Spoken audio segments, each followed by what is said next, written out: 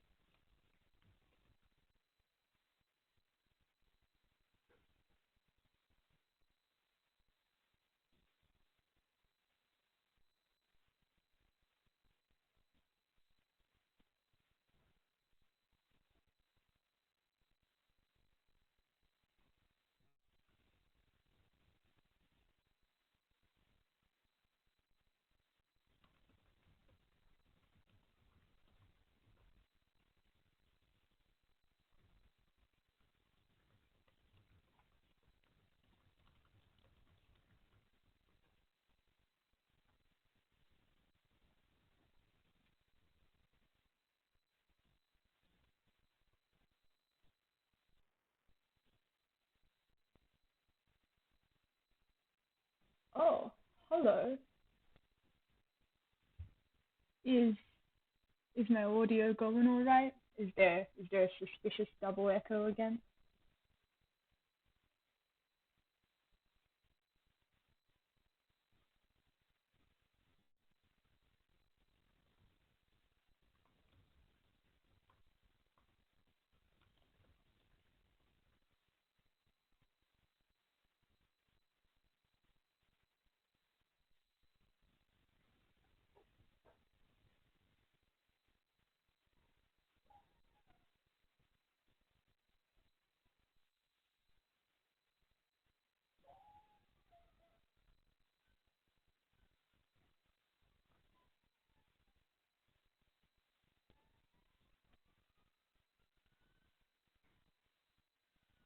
Ah, shameful.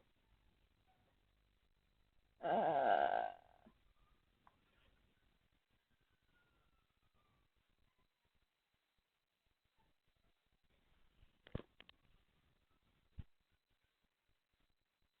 what if I just spoke louder? Is that cool? Is the static now worse?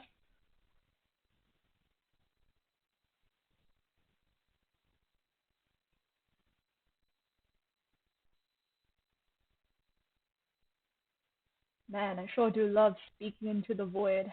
That's my favorite part of this.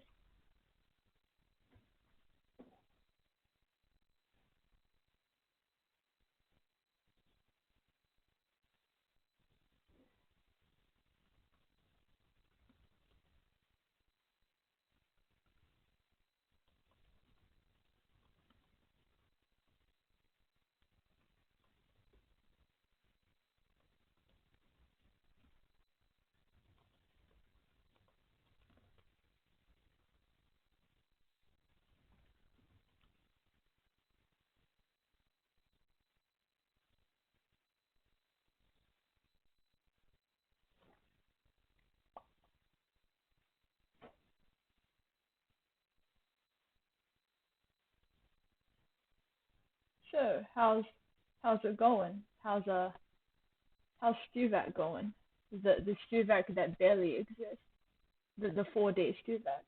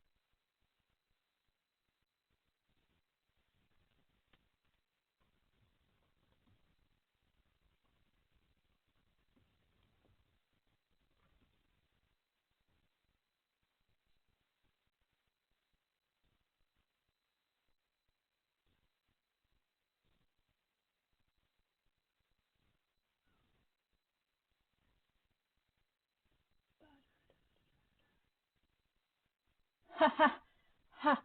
No, I was here before the trimester, and I witnessed the legendary Stuvak. I firsthand experienced it. It was fantastic.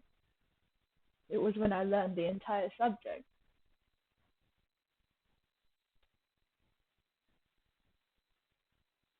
Oh, okay. Well, it's 4 p.m., so good enough. Hey yo, hello, welcome to the 2089 workshop, but it's just numerical methods. Stats was yesterday. If you missed that, there's a recording of that one hanging around. Ba, ba, ba, ba, ba. So this is, well, actually, this also has some of the stats things beforehand. Numerical methods. In terms of what we're going to cover today, I'm mainly focusing on, well, starting from the curve fitting, but mainly the numerical differentiation onwards, because usually finals don't really test the first few weeks. I think the only things that aren't in here in the slides are the like bisection methods, stuff in Gaussian elimination. If anyone needs like lots of help for that, then I can come back to that if you want. But yeah, I think that's just like the first 2 weeks. Let me skip ahead past all the stats. We don't need stats to hold us back. Yes.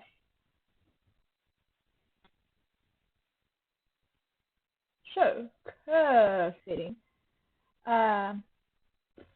Sorry, I keep forgetting that there's a bit of a lag between what I'm doing and what the stream actually shows.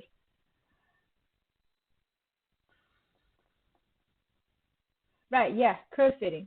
Well, actually, before I launch into my spiel, does anyone want me to start backwards? Like start from parabolic equations, which I believe is the last topic? Or is everyone cool with just going through the motions?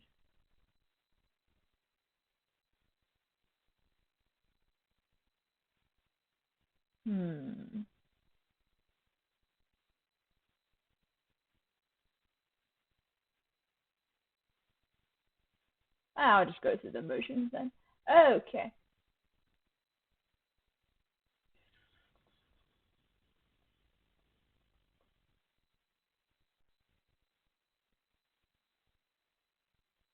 You know what? I think I'm gonna go in order of what I deem most likely to be tested, and then I'll just come back to everything else if we got time. All right.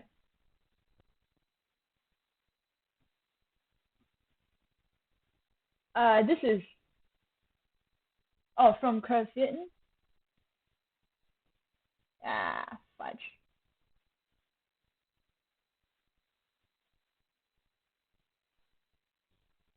Okay, with curve fitting, we have, well, mainly two divisions to the curve fitting: the interpolation and regression. With interpolation really, interpolation is less likely probably to be tested just because it takes so long to solve. Interpolation, depending on what method you're doing, can take like light years to solve. Least squares regressions probably more likely to be tested than that one. With interpolation, when you fit a curve to a bunch of data, so the question will give you just a bunch of points, xi, yi. It will be like the coordinate 1, 2, the coordinate 2, 4. And you got to fit a curve to all of them. Interpolation forces the curve through every single data point. So you can imagine that takes way more work compared to least squares regression, where you just best fit to the curve and you try and minimize the error. Hence the name least squares regression, based around minimizing the squares of errors. There's a few methods for interpolation. The first one is based around just fitting a polynomial to the whole thing. Probably the easiest, actually, out of all the interpolation methods, but still takes quite a bit of work, depending.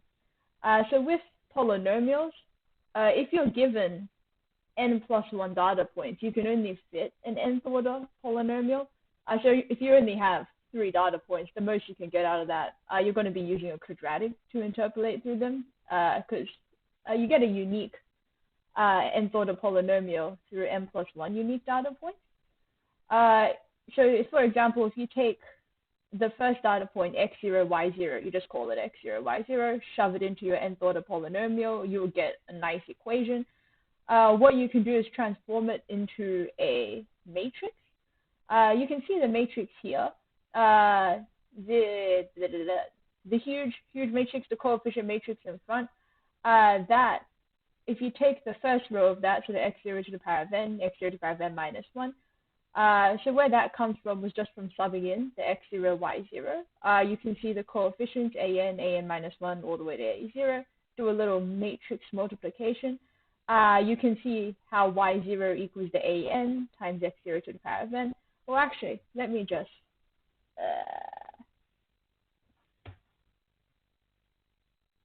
there it is. Okay. So what you can do if you sub in the x0, y0, you would have the y0 an x0 to the power of n, an minus 1 x0 to the power of n minus 1.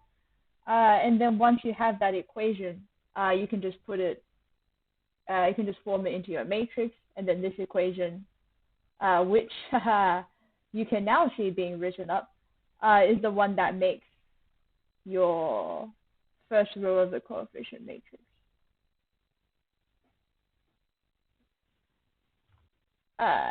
Yeah, I did put down probably Gaussian elimination just because, I mean, when you solve this matrix, probably, I doubt you would really be going for like Jacobi iteration or anything wild. Gaussian elimination is the best way to solve it because, you know, if it's in an exam, they probably wouldn't give you like 10 data points. It will just be probably at most like 4. So it would be pretty easy to Gaussian eliminate off. So that's just fitting a general polynomial to your data points. Any questions about that? Or is that, have I already lost you off into the deep end? Might take that as the deep end, possibly.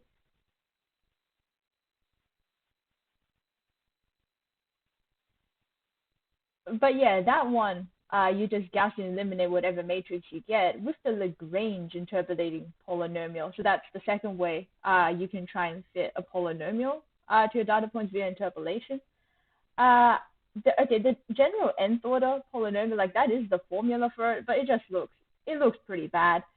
And I've just realized there's an extra J there. You didn't see that. That doesn't exist. All right. So if you consider 3 data points, because this already looks complicated enough with 3 data points, once again, similarly to the other one, n plus 1 data points means nth order function. So 3 data points means second order, a quadratic function. When you're fitting a Lagrange polynomial, using the formula,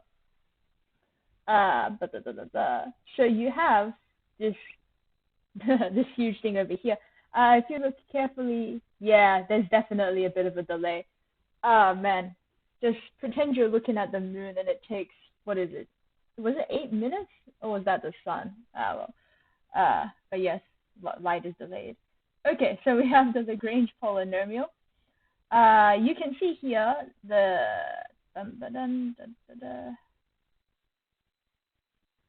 there. There's the x. Okay, so the data points are xi and yi. So whenever in this scenario with the 3 data points, what you have would be x0, y0, x1, y1, x2, y2. So those would actually be given into you, of course, in the question. So those would be like 3, 4 coordinate, 5, 6 coordinate or something. So all the x0s, y0s stuff you see, those are all actual constants. The things I've circled there, that's the only variable, the y and x. Ultimately, your equation, it would never be this simple probably, but if you see y equals like 3x squared or something, there it is. That y and x are the only variables left over. So all the rest of the stuff you see, that's just manual substitution. So like for the first term with the y0, what you would actually be evaluating there, what you will be evaluating is y0 over x0 minus x1, x0 minus x2 for the very first term. And that's well, ultimately, that's just a matter of picking up your calculator and subbing in the given constants from the question. And then once you have whatever that constant is, once you finish smashing that into the calculator, then you just write it up into your polynomial. So with these types of questions, you don't actually bother expanding and simplifying again. Like once you found whatever the constant is, ultimately your answer just, well, depending on what the values are, I'm just making up a bunch of values, but ultimately you would be leaving your answer. Like, let me just awkwardly pause while I wait for the lag to catch up. There it goes. So ultimately, these numbers are completely out there depending on whatever data points you have. But ultimately, you get an equation that looks like that, and then you just leave it. Like that's just the final answer. You wouldn't bother to expand and gather a bunch of like terms. If they did bother to ask a Lagrange interpolating polynomial, probably like the next part of the question would be evaluate at x equals 5, and then you just sub it in and you can figure out your y value. But yeah, that one's really reliant on just remembering the formula, which with the advent of online exams is rather helpful. So stare at that formula as you sub in your Lagrange interpolating, and you should be pretty good.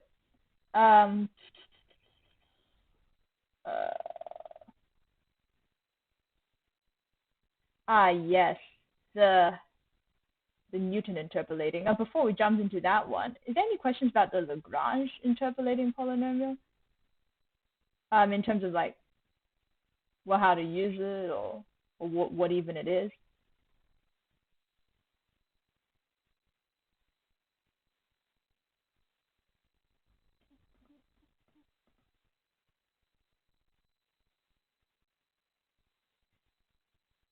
Oh yeah, you'll notice I'm basically just throwing a bunch of theory at you. I do have examples. I think I split this. No, I did split this into pretty theory first and then examples in the second part. But yeah. So this is pretty much, here's the formula and here's how to utilize the formula. You say it's pretty cool, and then the next thing you know, physics introduces Lagrangian mechanics, and the end is nigh. Not that, not that you're doing physics, unless you are, then you're pretty cool. But yes, the Newton. Oh, if we get Lagrange. Oh yeah, definitely. The Lagrange. All the stuff I'm talking about right now, the Lagrange interpolating polynomial, the other one, the general degree polynomial, that's all dedicated to forcing your curve through a set of given data points. Like they would, the question, fudge me. Sorry, I keep forgetting lag. Okay, so like they would give you, say,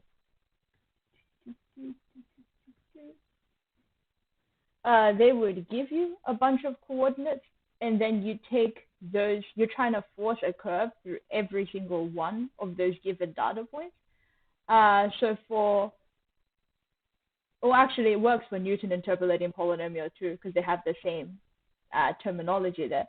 But for example, if they gave you these three data points, your x0, y0 would just be the 1, 5. Your x1, y1 would just be the 2, 7, and your x2, y2 would just be your 3, 8.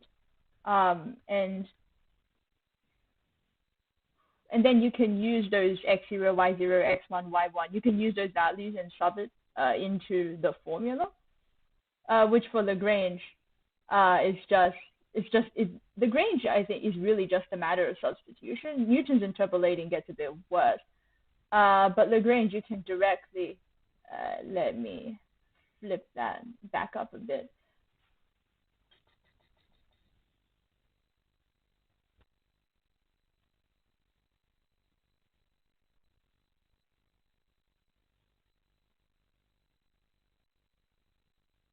So with the Lagrange, the thing I was talking about was that y0 over x0 minus x1, all that stuff. With the points I just randomly put down there, your y0 would be 5, your x0 would be 1, your x1 would be 2, your x0, yeah, you just keep subbing in those values. And then that would reveal to you the first coefficient you would have. Well, once you put it in your calculator, it will reveal to you what coefficient you have. But yeah, that's where all your x0, y0s come from, given data. If they don't give you the data, it's kind of not an interpolation question anymore. They have to. The whole point of interpolation is to fit to data. But yeah, the next type of interpolation is the Newton interpolating polynomial, which, well, brings up some interesting issues. Oh yes, okay, it scrolled there. You can see your excellent Newton interpolating formula, which on surface level looks all right, but then you realize you have to work out what Cn is. And Cn is, of course, where all the hard work comes in, all the x0, x1s, x2s. You know all of that already, so you know what all the x minus x0, x minus x1, you know what all that is because you'll have given data to be fitting your curve to. But to work out your Cn, that takes an interesting amount of work. You can see there's the formula for Cn. The f of, you'll notice there's a square bracket around the f of xn minus 1, because it's not just, this actually does mean something. This is, what we have here, that is the actual definition of what you do with those interesting square brackets. So for example, well, that is just a general nth case, which of course looks horrific. But if you have a more simple example, like if you only had, well, actually maybe 3 is a bit too much. You know what, I'll stick with the 3. So if you had, for example, if you only had x2, x1, x0, and you were trying to evaluate what that was, what you would end up getting once everything catches up.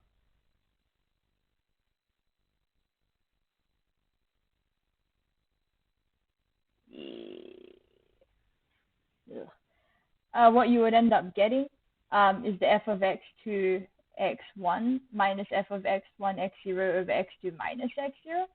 And the actual f of x2 x1 itself, you can evaluate again using the same formula, but if you use that same formula again for only 2 elements, that reduces down to the actual function value you'd be trying to evaluate. So the, there it is, f of x2 x1 is equal to f of x2 minus f of x1 over x2 minus x1. And the f of x2, f of x1, of course you don't know what the actual function is since you just have a random bunch of data points scattered around. Those are just replaced by whatever your data point is at the x2, x1. So you would have the given x1, y1, which, well, if we're still sticking with the random coordinates I put down before, your x1, y1 would be 2, 7. So you can use your y1 equals 7 in place of your f of x1. And you can see how that becomes an arduous process. Like just to work out the f of x2, x1, you have to do a little it kind of feels like gradient formula because it is. But you have to find that gradient, but then you have to do that for each set of data points. And then once you have that, you can use it to get f of x2, x1, x0, which you can see the problem only compounds. You have to keep going all the way until you hit Cn, which if you had, like, you wouldn't have 10 data points, but if you did, that's like 100 calculations or something. Yeah, don't worry about it. You only get at most like 4. But even for this type of question, probably 3 would be maxing out just because it takes so long to work out. There's also a special case below there with what happens if all your data points are spaced out exactly the same distance apart in terms of the x coordinates. Like the coordinates I put down, you can see all the x coordinates are spaced apart by 1. When you have a special case like that, you can try and, you will not try, you will get the Newton-Gregory interpolating polynomials, which is easier because you don't need to work out like from the bottom up when you work out Cn. Like you don't have to start from f of x2, x1 and then get to f of x2, x1, x0, then get to f of x3, x2, x1, x0. But you do have to know the forward difference if you want to use the Newton-Gregory interpolating polynomials, which I have poorly decided to put into the, not poorly, but it is under numerical differentiation. So note the forward difference isn't something, it is something that you would have to remember, but this is an online exam, so by remember, I mean know where to find the table of formulas. You know what, I can just flip ahead to where I put the table of forward differences.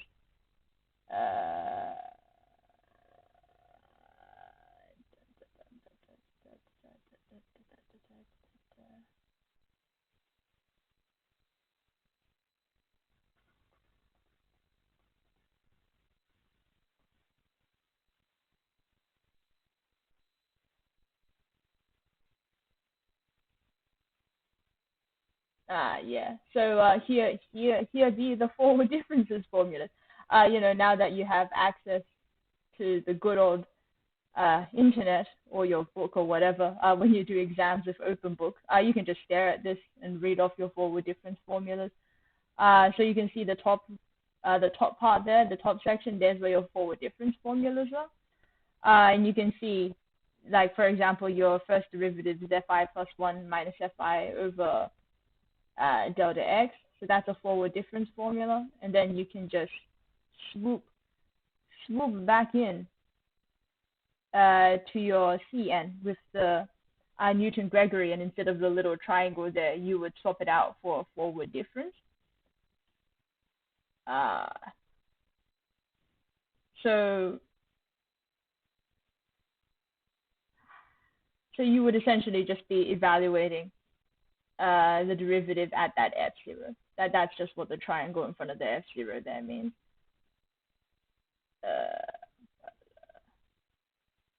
Yeah, that's the Newton-Gregory formula. But yeah, I don't want to say it's not likely, but it's not likely. Like it's just because these questions take so long to write down and actually solve. If you only had 3 data points, that I guess it'd be more likely. But yeah, the Newton interpolating polynomials, any more than 3 and it takes way too long to solve. And then the final one to work out interpolation is splines. Splines is, well, splines straight up, it's just if you have a bunch of given, when you have a bunch of given data points, instead of trying to, you know, find this one beautiful equation that will go through every single data point, splines kind of just, it feels like giving up, but really it's a legitimate method, and honestly, splines does actually work over a lot of other ones. Splines, you just take 2 adjacent points, and then you just find like one spline at a time. So one spline only goes from one data point to the next one, and that equation describes just that particular spline. And then you have a different spline going between the next set of data points, and then another one, and another one. So you actually end up with, well, if you have n plus 1 data points, you'd have like n different splines. So as you can imagine, that is an interesting amount of work to work out n equations. It's easier because you can use formulas. Like if it was just linear, that's all right. Like you just straight line between every 2 pair of points, and that's not basically, it is just the point gradient formula. The equation up here is for if you take a cubic spline. So you have a bunch of cubic curves between every pair of points. If you are taking the cubic spline, you have to solve this huge matrix. And as you can see, the dreaded the dreaded thing from before is here. But it's better for the splines when you see the f of the square bracket x2, x1. The most it goes up to is just 2 elements at a time, so you don't have to worry about trying to solve for 2 and then going to the next case and then going to the next case. It just stops at the 2 elements.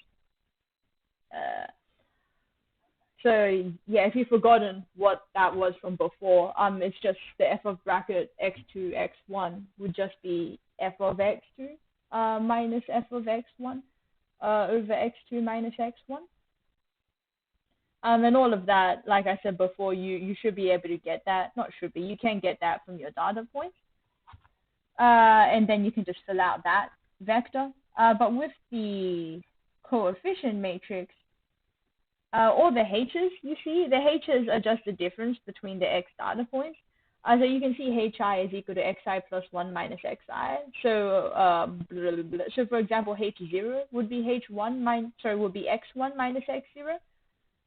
So if you say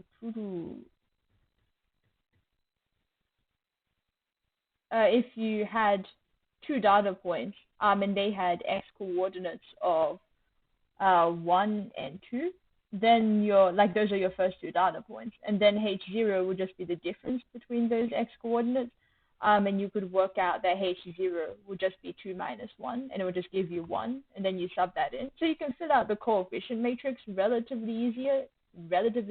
All the h values are just differences between your given x coordinates.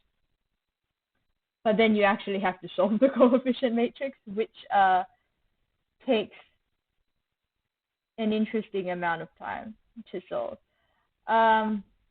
This is a tri-diagonal matrix in terms of how you would actually solve this. Like you can Gaussian eliminate, I suppose, but when you have a tri-diagonal matrix, you might as well take advantage of the fact that you have it. But when it comes to solving the tri-diagonal matrix,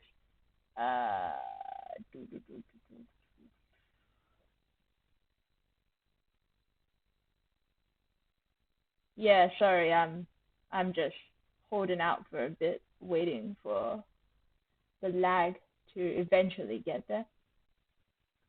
But when you have a tri-diagonal matrix, it's always solved the same way.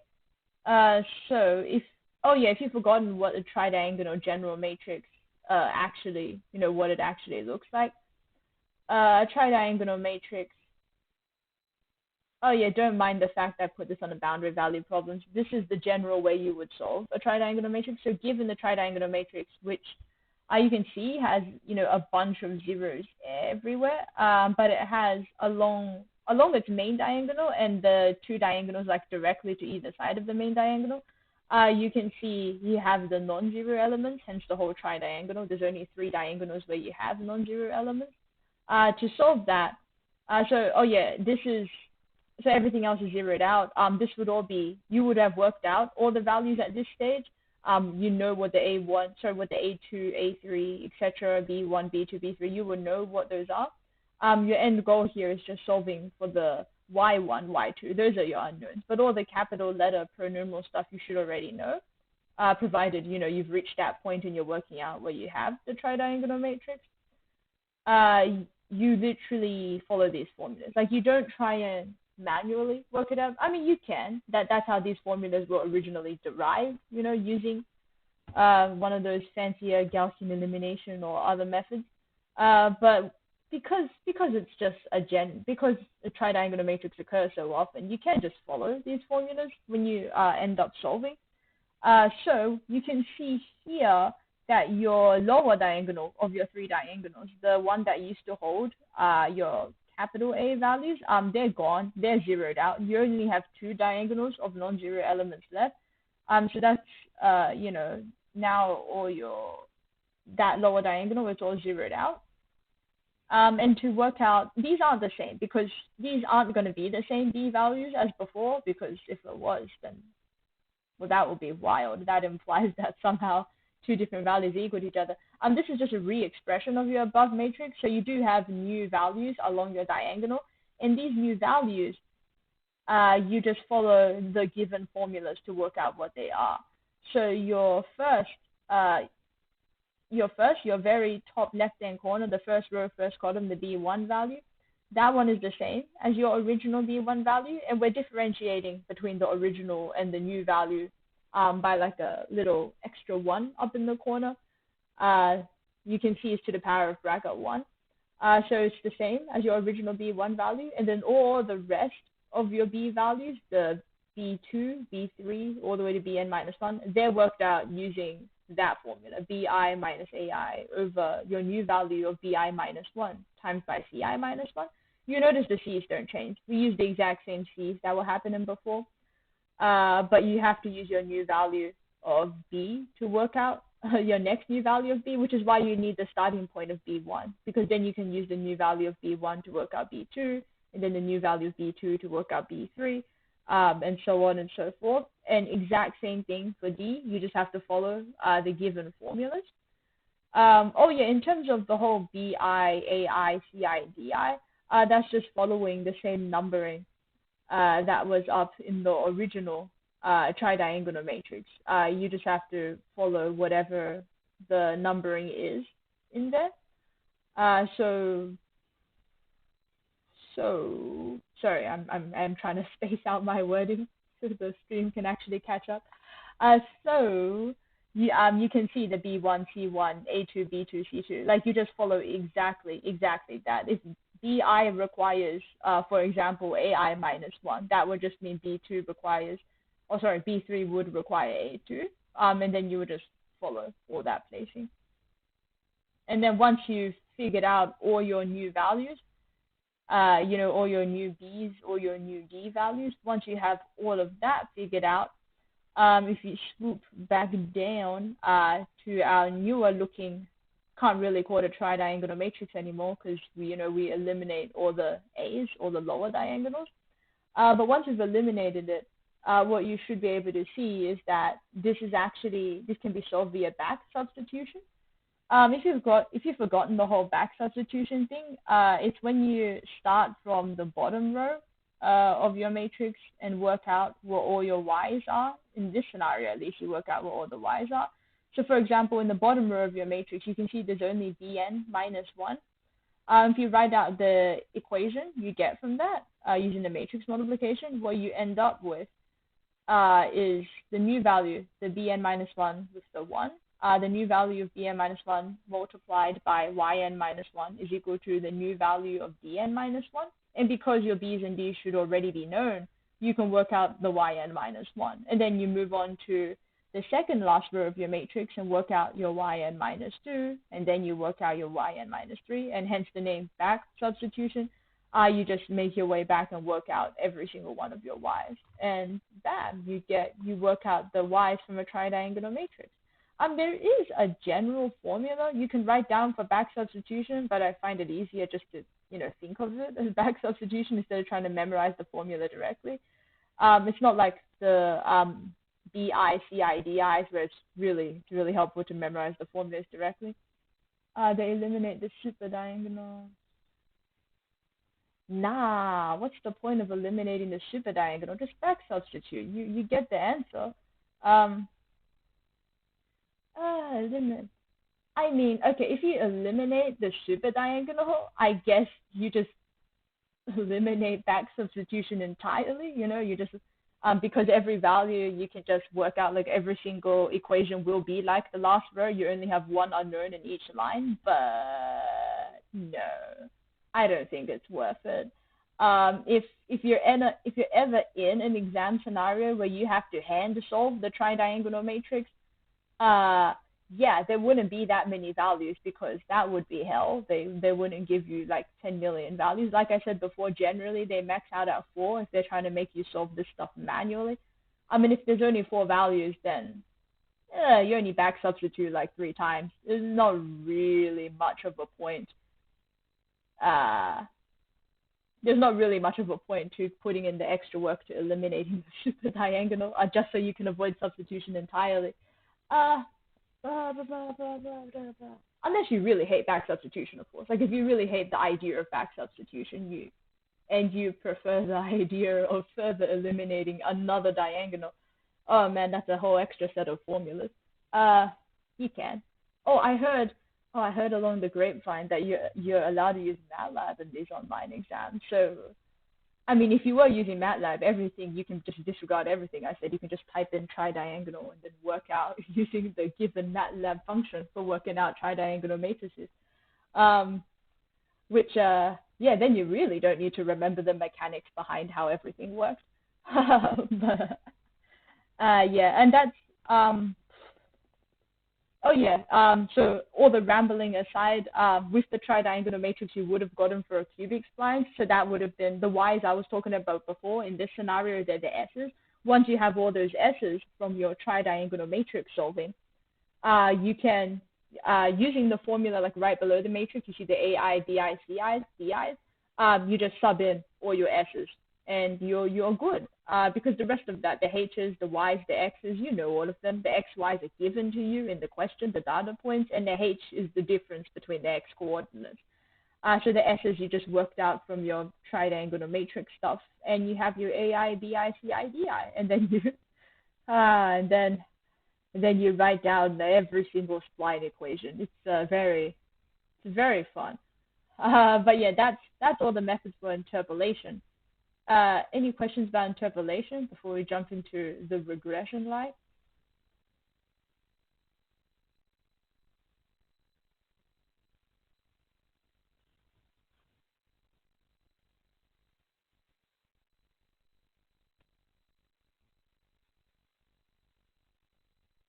Yes. Linear regression. Okay. Regression. There's a bunch of different regressions you can do. You hope it's linear because linear is the easiest one. Linear is regression is perhaps more commonly known as line of best fit.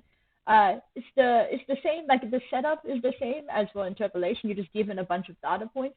Regression just means that you don't have to force your curve through every single data point. You just have like a curve that generally like follows the trend, kind of fits most of the data points. You have an error going on, of course, but you don't worry about that. Of course, if you're paying attention to stats, you'll worry about it. But this is numerical methods. So we have the general equation y equals ax plus b, and of course the xi, yi here, those are all just your general data points. So let's say you have a bunch of general xi, yi's, and you want to work out this matrix over here. So y equals ax plus b, as long as you can find the coefficients a and b, you're good. You have all the coefficients, unknown coefficients you need, and you make your line of best fit. And to work that out, of course, you need to solve the matrix, which you will do via Gaussian elimination. I feel it's a pretty safe bet most of you would be using Gaussian elimination here. It's just a 2x2 matrix. So using your given data points, so say these three data points over here, the sum of xi would just be adding the 1, 2, and 3, and then the sum of xi squared would just be adding 1 squared, 2 squared, 3 squared. And that's how you would just sub in to your matrix. And then the yi will be sum of the 2, 3, 4, and xi, yi would be the sum of 1 times 2, 2 times 3, 3 times 4. So once you have all of that, you can just smash into your matrix and solve via Gaussian elimination or otherwise, but probably Gaussian elimination to work it out. Linear regression is in fact such a useful technique that even if you have, not even if you have, because you can't always do this, but if you have a regression that's not linear, if you can linearize it, it solves so many issues for you. So for nonlinear regression, for example, if you had ax to the power of b, and then you just logged everything, so it became log y equals log a plus b log x, suddenly it's a linear again. It's linear if you treat the log y as the y, the log and the log x as your x, and you can see the b and log a are just constants, so you have a linear equation. And this, in fact, if you compare it to what the matrix we had before, it is the same matrix, except because your y is now a log y, you're summing log y's instead of just y's, and instead of summing x's, now you're summing log x's. But it's the same deal. Nonlinear regression is really just linear regression again. And I've got up here, I have the y equals ax to the power of b, the one you are seeing right now. The other one is ae to the power of bx, which also you just log. But yeah, generally when you have nonlinear, you just try and linearize it and hope for the best. But yeah, that really is how you solve it. The polynomial. Oh, sorry, darn it, lag. Any questions about? Oh, actually, I'm gonna jump ahead because to the example I have for linear regression, which I very dodgily did not just pick out of a past exam. But yeah, so here is, finally a hallowed past exam question. I say here it is, but it's not here because you're just staring at my polynomial regression slide. Now here it is. Okay, so you have a h is some heat transfer thing in terms of a velocity v. You don't really care about the details that much. You just need the data points. So the data points here, you can see, well, instead of x, y, they've called it vh, but that's fine. So your v, so for example, your first data point is at 6,000. So v is 2, h is 6,000. Then you have your next data point at 10,000, etc., etc. So you have 4 data points. And then they tell you to use a linear regression analysis to find an equation between h and v. And linear regression is, of course, the line of best fit. So I have right below here the equation, the same matrix equation from before. And then we can just apply this matrix equation to the data points that we have now. So, well, of course, instead of y equals ax plus b, don't write down y equals ax plus b when you're solving this, because otherwise it kind of looks like you don't get the formula, like you don't understand what it is and you're just copying it down. You would let, so instead of y equals ax plus b, you would let h equal av plus b, where your h replaces essentially the y, the v goes ahead in place of the x. So when you sum your x's, you are of course summing your v's. So you add together the 2, 4, 6, 8, and then for your h's, you would add together the 6,000, 10,000, 13,000.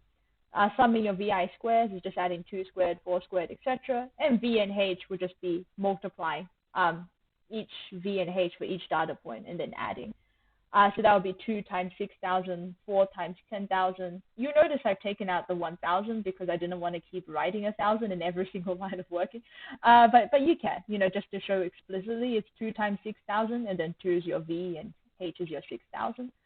But once you have all these values, oh yes, the n is 4. The n just stands for however many data points you have, which in our scenario is only 4. Once you have everything, you can just put it into your nice little matrix. Following the formula. So the sum of v's go in the top left-hand corner. The sum of h's goes in the top element of the vector on the right. So you just follow the formula there. And then once you have that, you can just solve for a and b via Gaussian elimination, or I don't know, any other method you feel like using, but just use Gaussian elimination is the easiest. So make your little augmented matrix. You don't have to write it in augmented matrix form, but I mean, it'll be really helpful if you do. And then carry out your Gaussian elimination.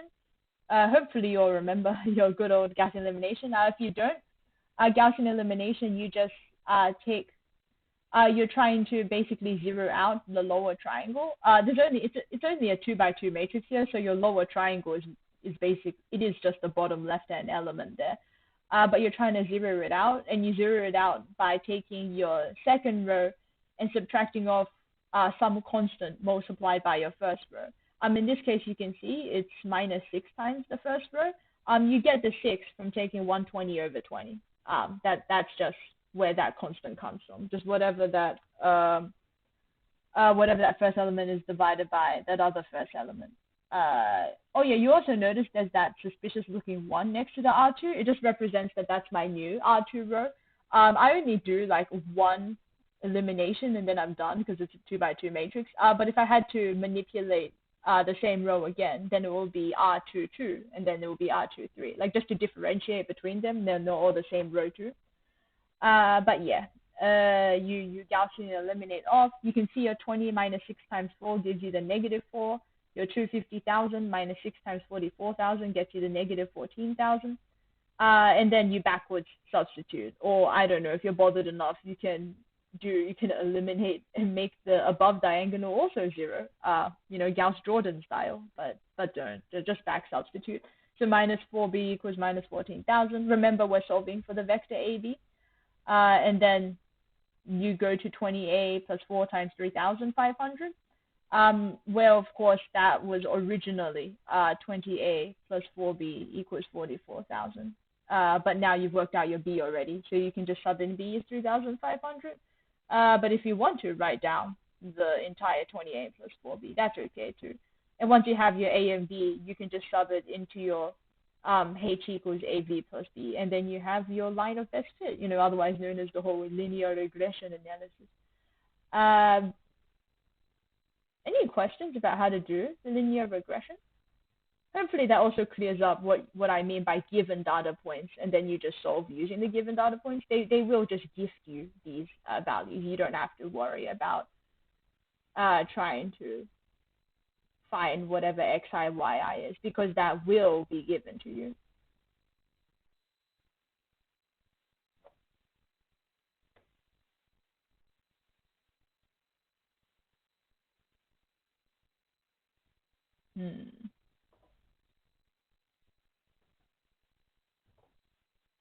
And then the other types of regression, you'll see these way less commonly. The linear regression is, the most popular one, and then I guess the next most popular is non-linear, but then you just make it linear. You have the polynomial regression, which is technically for a bunch of higher orders, but because it gets just harder and harder, we have the second order polynomial. If you are, I don't know, genre savvy enough, you may be able to extrapolate that even higher, but I'd say this is as high as we go. Second order polynomial. And of course, with second order polynomial, we have 3 unknown coefficients. So that just means you have a 3 by 3 matrix, and you can see for a third order that would mean a 4 by 4 matrix, and it just gets worse. But yeah, you take this matrix and you just solve it. So you can see we have a sum of xi cubed, so you will be summing the cubes of all your x data points. So if your x coordinates were 1, 2, 3, then the sum of xi cubed would just be 1 cubed plus 2 cubed plus 3 cubed, and then you would sub it in. And then you would have to Gaussian eliminate to solve for the A0, A1, A2. And the multiple regression is, the worst case scenario, essentially, when you have 2 independent variables. Like previously, it's just the xy, and that's just your independent variable x and your dependent variable y. But with multiple regression, you can have 2 independent variables called x1 and x2, and your dependent variable y, which is fascinating. That will be a lot of fun. But the actual, disregarding the whole, that sounds really weird. You only really need the end formula. If you have this end formula, the substitution would take care of all the work. So the sum of x1i, you would just have to remember to sum the x1 coordinates, and sum of x2i, you would sum the x2 coordinates. And as long as you follow that, and you don't mix up the x1 and x2, this is basically the same as any other 3 by 3 matrix you would have had to Gaussian eliminate. You just have to get the elements correct, and you're good. So yeah, that's the regression is all the methods for regression are the same. Make a matrix, Gaussian eliminate it. You just have different matrices depending on what type of regression it is, and that's all the types of regression. So just stare at the formulas, memorize. Well, don't memorize because it's open book these days. Just have them somewhere, and you'll be good. If you're worried they're gonna go for an insane higher order polynomial regression, I guess. You know what? No, the best way would just be to have every single polynomial, just have it all down. Probably maxing out, honestly, at degree 3. Would you ever go high? Degree 2 is already kind of annoying. But just have the actual answers. If you want to know how to actually derive it, you have to. Oh, actually, you know what? That may take too long, considering how much time we have. But you can look back to your lecture slides or your notes, or I can speed through it at the end if we need to. But you have to partially differentiate and minimize a bunch of errors. It takes a while. it's easier just to see the end result and use it.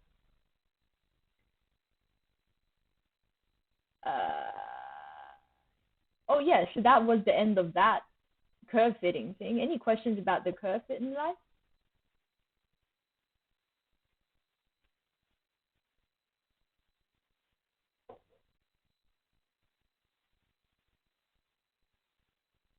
Now I'm going to try and power through numerical differentiation and numerical integration. I say power through, but I just mean I really want to get to the ODE stuff. But with the numerical differentiation and integration, more than any other topic here, it is really a have the formula in front of you and life will be good. So you can see here a bunch of formulas, which I already showed before for the finite difference formula. Just have it in front of you, and yes, it will work out very well. There's also,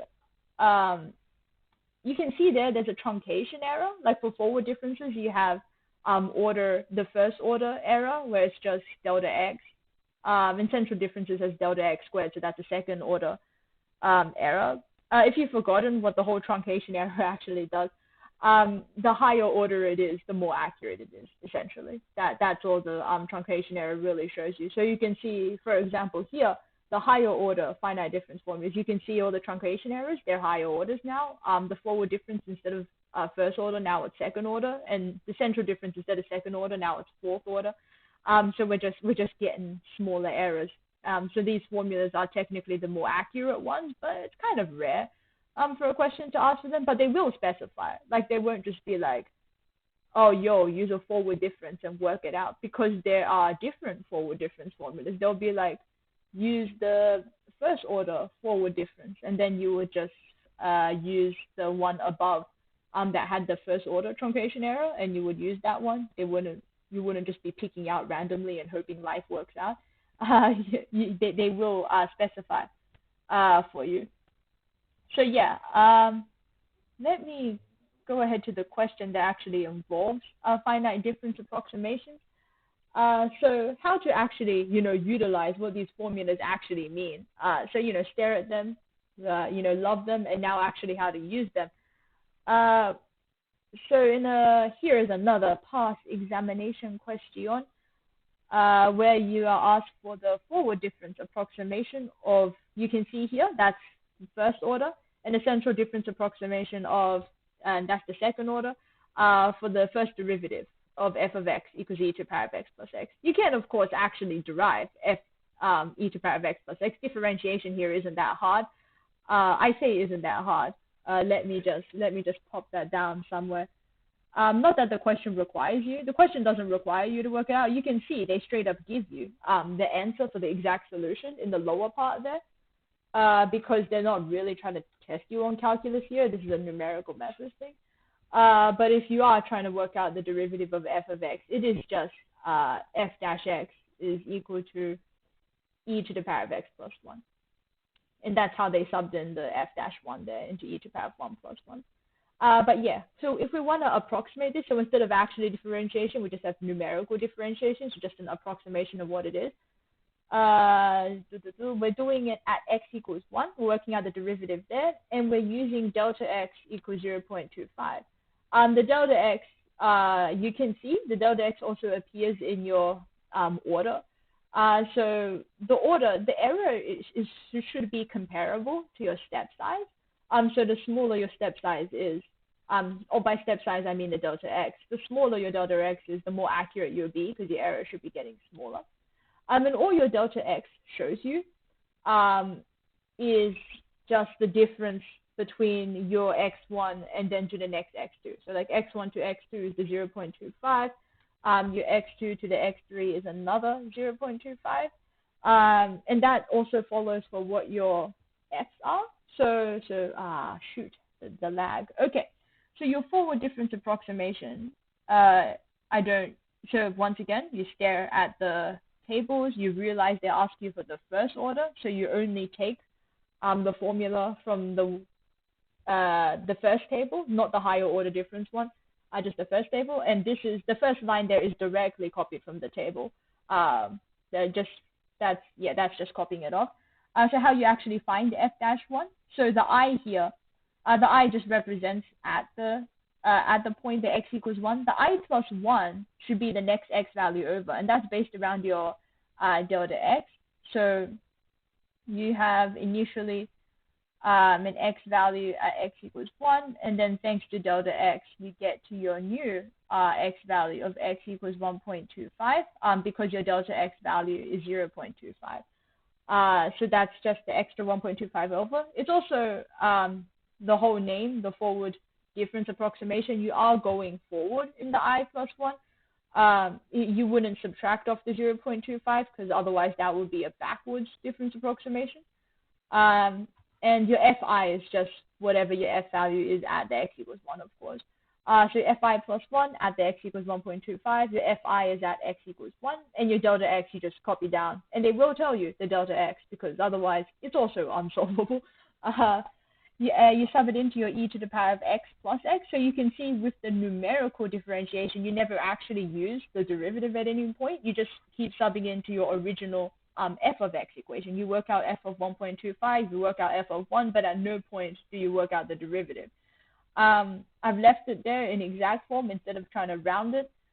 And the question does ask you to find the relative error between this rounded form you found and the actual exact. The 3.71828, that's given to you in the question because they didn't want to test your calculus skills. But the question does give you the 3.71828 as the actual value of what the derivative should be. And of course, you've worked out an approximation thanks to your forward difference approximation formula. The question then wants you to work out the relative error and then discuss your results. By discuss results, it just means which one's smaller and the reason. So discussion would just be you state which one's smaller, and then the reason would just be the smaller one should be a higher order method. And then also you can directly read off from the table to work out what the order is. The table will be like, this is order 1, this is order 2, etc., etc. Like here, you can already see the forward difference approximation is order 1 because it's just delta x to the power of 1.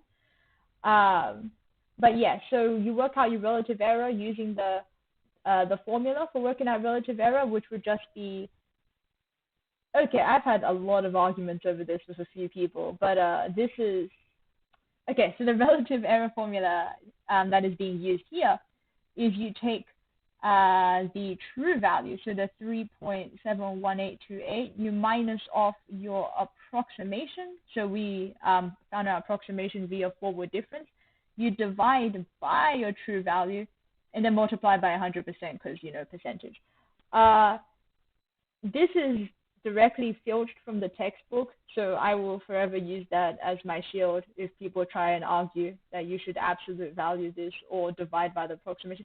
But yeah, I would say definitely you divide by the true, but it is a bit controversial whether or not you absolute value it. But for what it's worth, the textbook doesn't absolute value it. So if your approximation happens to be bigger than your true value, you just end up with a negative relative error and you accept life as it is.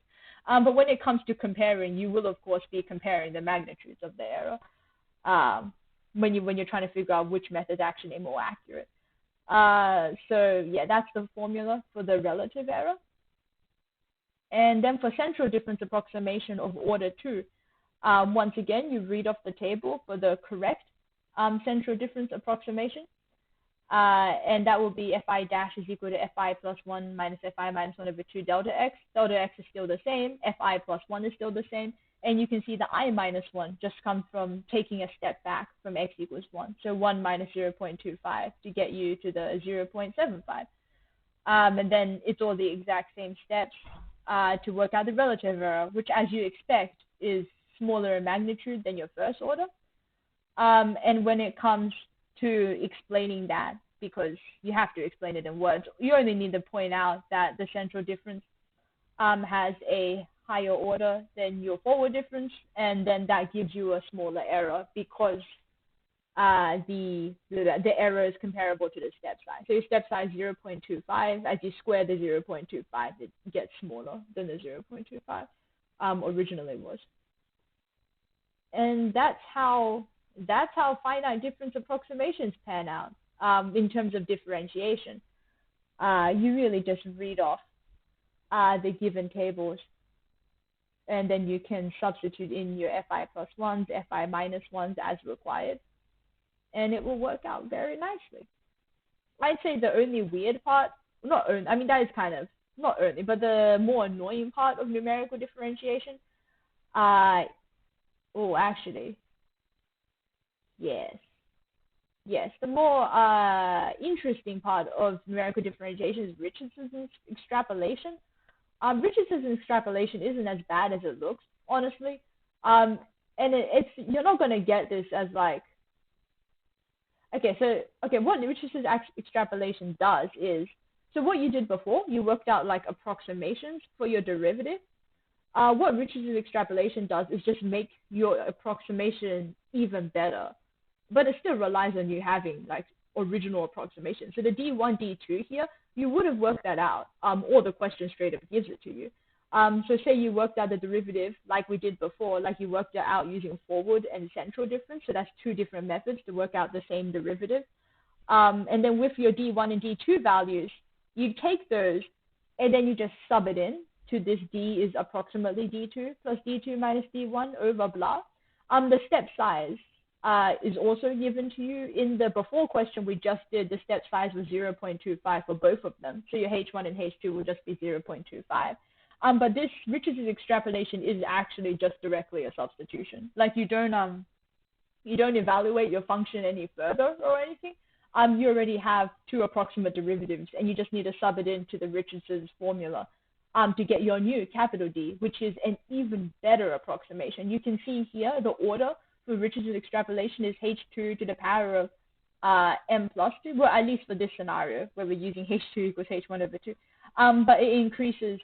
If your original error was the n, then your new error becomes m plus 2, and you can see that is an excellent increase in accuracy. But that's all Richardson's extrapolation is. It just increases your accuracy from derivatives you've already approximated. So yeah, that could be, potentially you work out a derivative question and then part B is like, oh, use Richardson's extrapolation to make it even better. But you don't actually do anything further. There's no substitution into function values.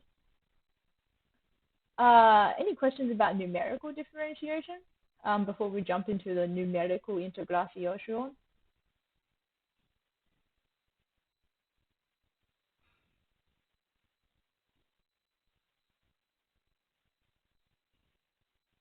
Yes, numerical integration. You have the three rules for numerical integration. You've got trapezoidal, Simpsons 1/3 and Simpsons 3/8. When it comes to, so that's just a general table of all the formulas. You can see here I also have the orders. Trapezoidal is order 2. Simpsons is both order 4, despite both of the Simpsons formulas are order 4. So clearly Simpsons, you would expect that to be more accurate. And if the question asks you for an explanation, you don't say, oh yeah, because obviously. You write down because the order of Simpsons is order 4 and trapezoidal is order 2. That's what makes it better. But also kind of by intuition, you can tell it's going to be better because trapezoidal is just making a bunch of trapeziums. It's just connecting one line to the next. So if you've forgotten the trapezoidal rule, you have your usual curve and you're trying to work out the integration.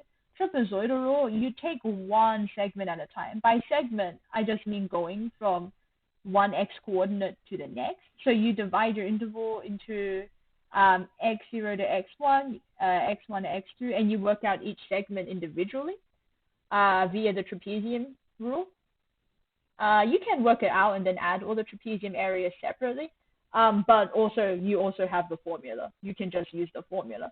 So the formula, you can see the h will be the width of each segment, however you decide to divide the segments. I say decide, but you probably won't be deciding. The question will tell you how many segments you need. They're also all going to be equal. That's why we can just use a general h. They're not going to be unequal segments unless, as far as you're using one rule at a time, they're not going to be unequal segments. What they can do, I've seen them do it, is they can give you a bunch of segments that are unequal. Oh, is trapezoidal rule like destroying you? I can like write out the trapezoidal rule. Like the actual trapezium's better. So for the first trapezium from x0. Oh yeah, just ignore that thing going up. I was going to go into a rant about unequal segments, but I'll get to that. So with your first trapezium, so the one that goes from x0 to x1, the area of that trapezium would be, if you recall the formula for the area of a trapezium, that would just be you adding the side lengths of the parallel sides, which in this case is just directly the vertical sides of the trapezium in the first segment. So that would be f of x0, f of x1. Which we would, well, you can see here there's f0, fn's. Those just represent, so your f of x0, for example, instead of writing f of x0, just write f0. And instead of f of x1, we just write f1. But your first trapezium there would be the h(2) times f0 plus f1. And then your next trapezium would be h(2) f1 plus f2 for your, oh, and I just realized that lag's not up to us yet. But you can work out the trapezium formula for every single one of those segments. And then you can just add them together. And then you can get the approximation. What's going on with the formula in terms of why it doesn't look like that? Like, okay, right, sorry. Well, I might as well finish the rest of my rant, but the reason why we have the, shizzles me. Did I?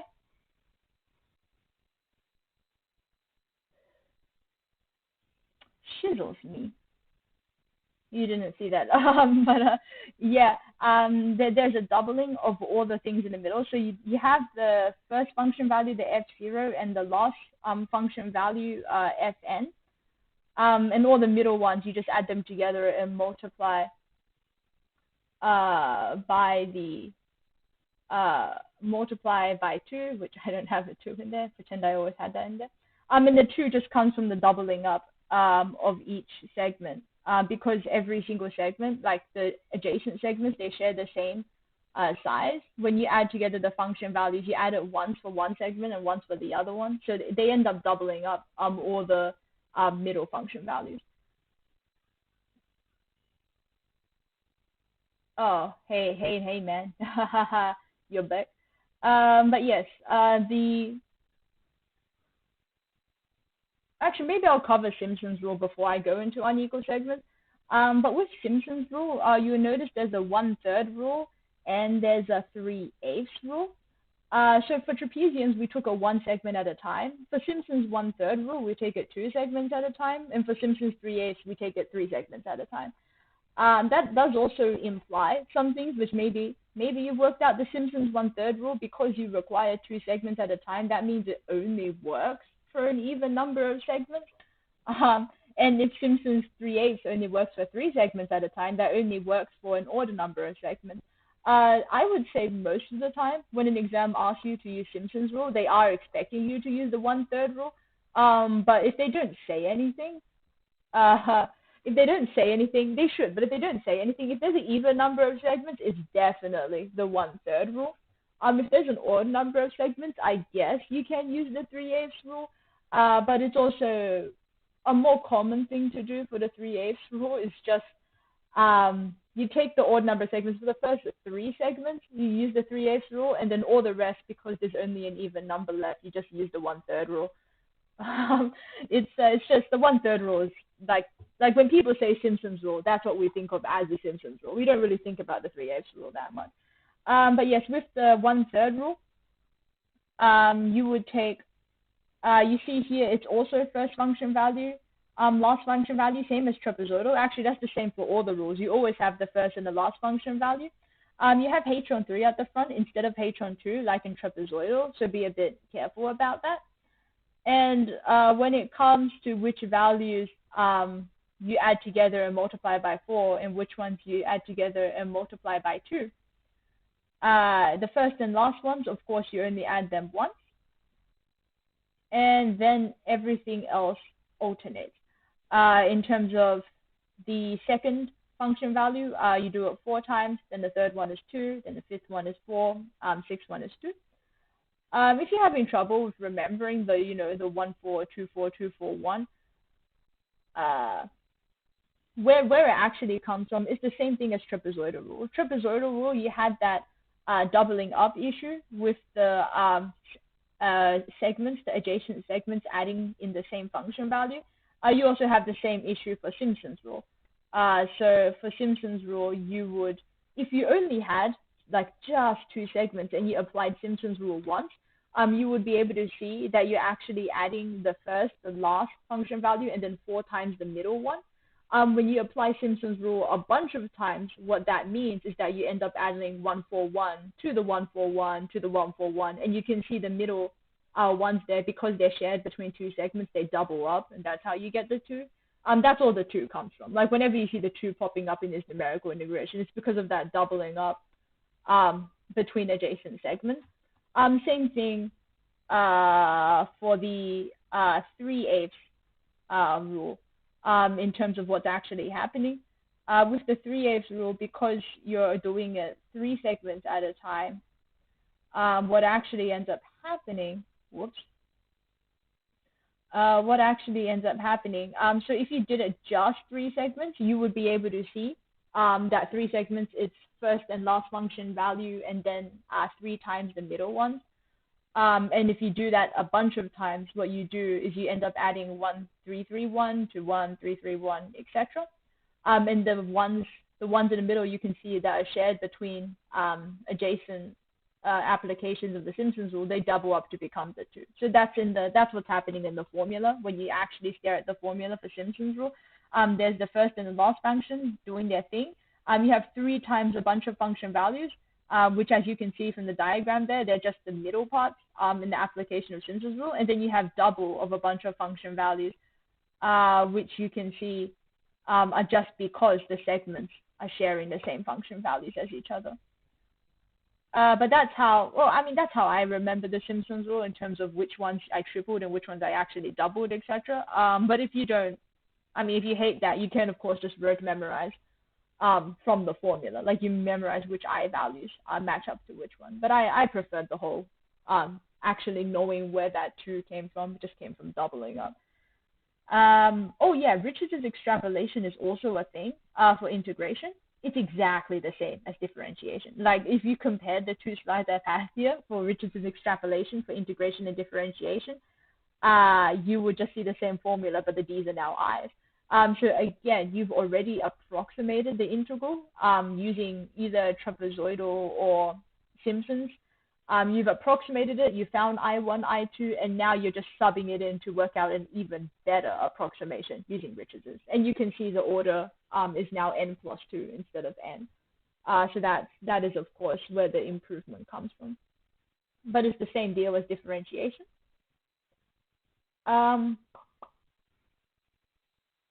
Any questions?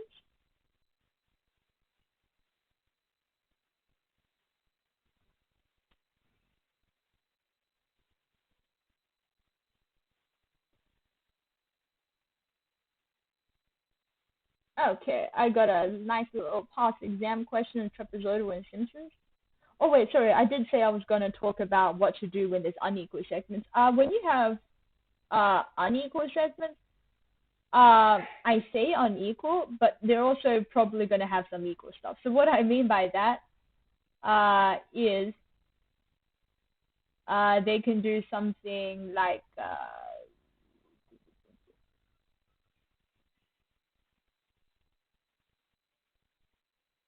actually give this diagram a bit to catch up. So if you have unequal segments, so here you can see the first 2 have a certain width. The bunch in the middle have like a pretty small width, and then the last 3 have the same width. But like between them, they're all different stuff. What you can do, I guess you can give up and use trapezoidal rule for every single one of the segments, and then you're fine, because trapezoidal rule is just a single segment at a time.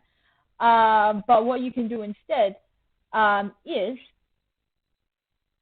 for the first two, you can use the Simpsons 1/3 rule.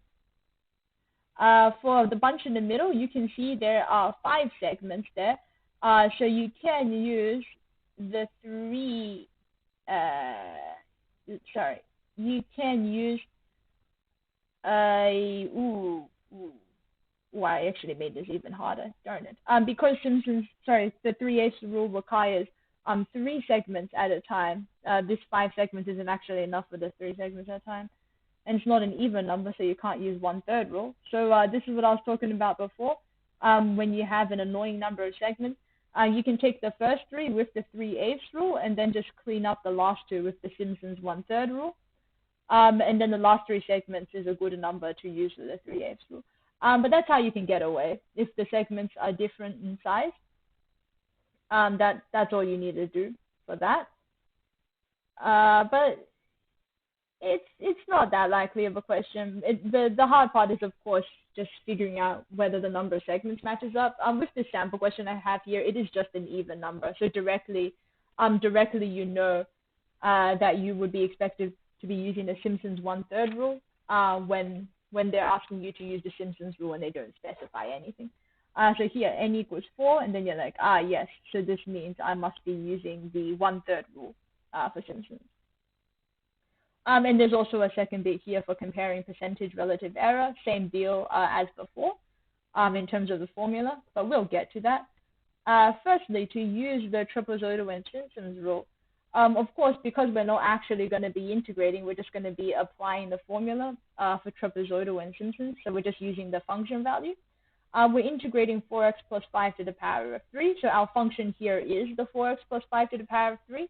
Because it's n equals 4, we are expecting 4 equal segments. So because our bounds go from -3 to 5, and the difference between them is 8, the 4 equal segments will have a difference of 2 between each of them. So you can see the -3, -1, 1, 3, 5. That's a difference of 2 between each. And then you evaluate the 4x plus 5 to the power of 3 at each of the x values. And those are the function values you will be using for your trapezoidal and Simpsons rules. So with the trapezoidal rule, remember that it's the width of the segment divided by 2. Here, the width of each segment is 2. So that would mean that when it comes to your h over 2, it's just 2 on 2.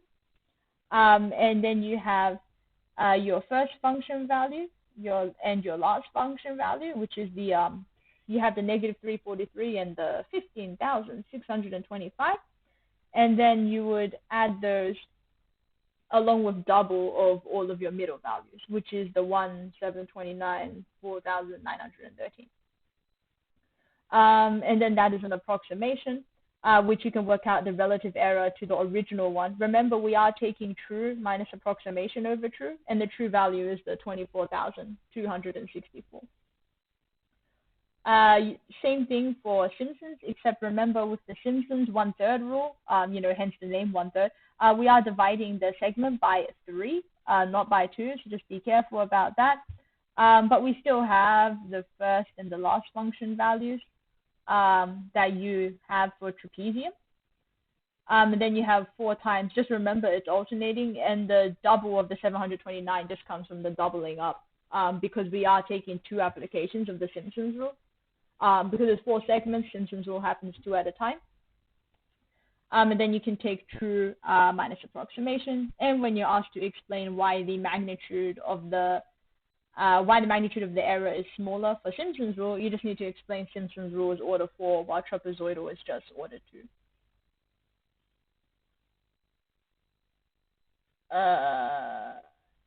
Any questions about the numerical integrations?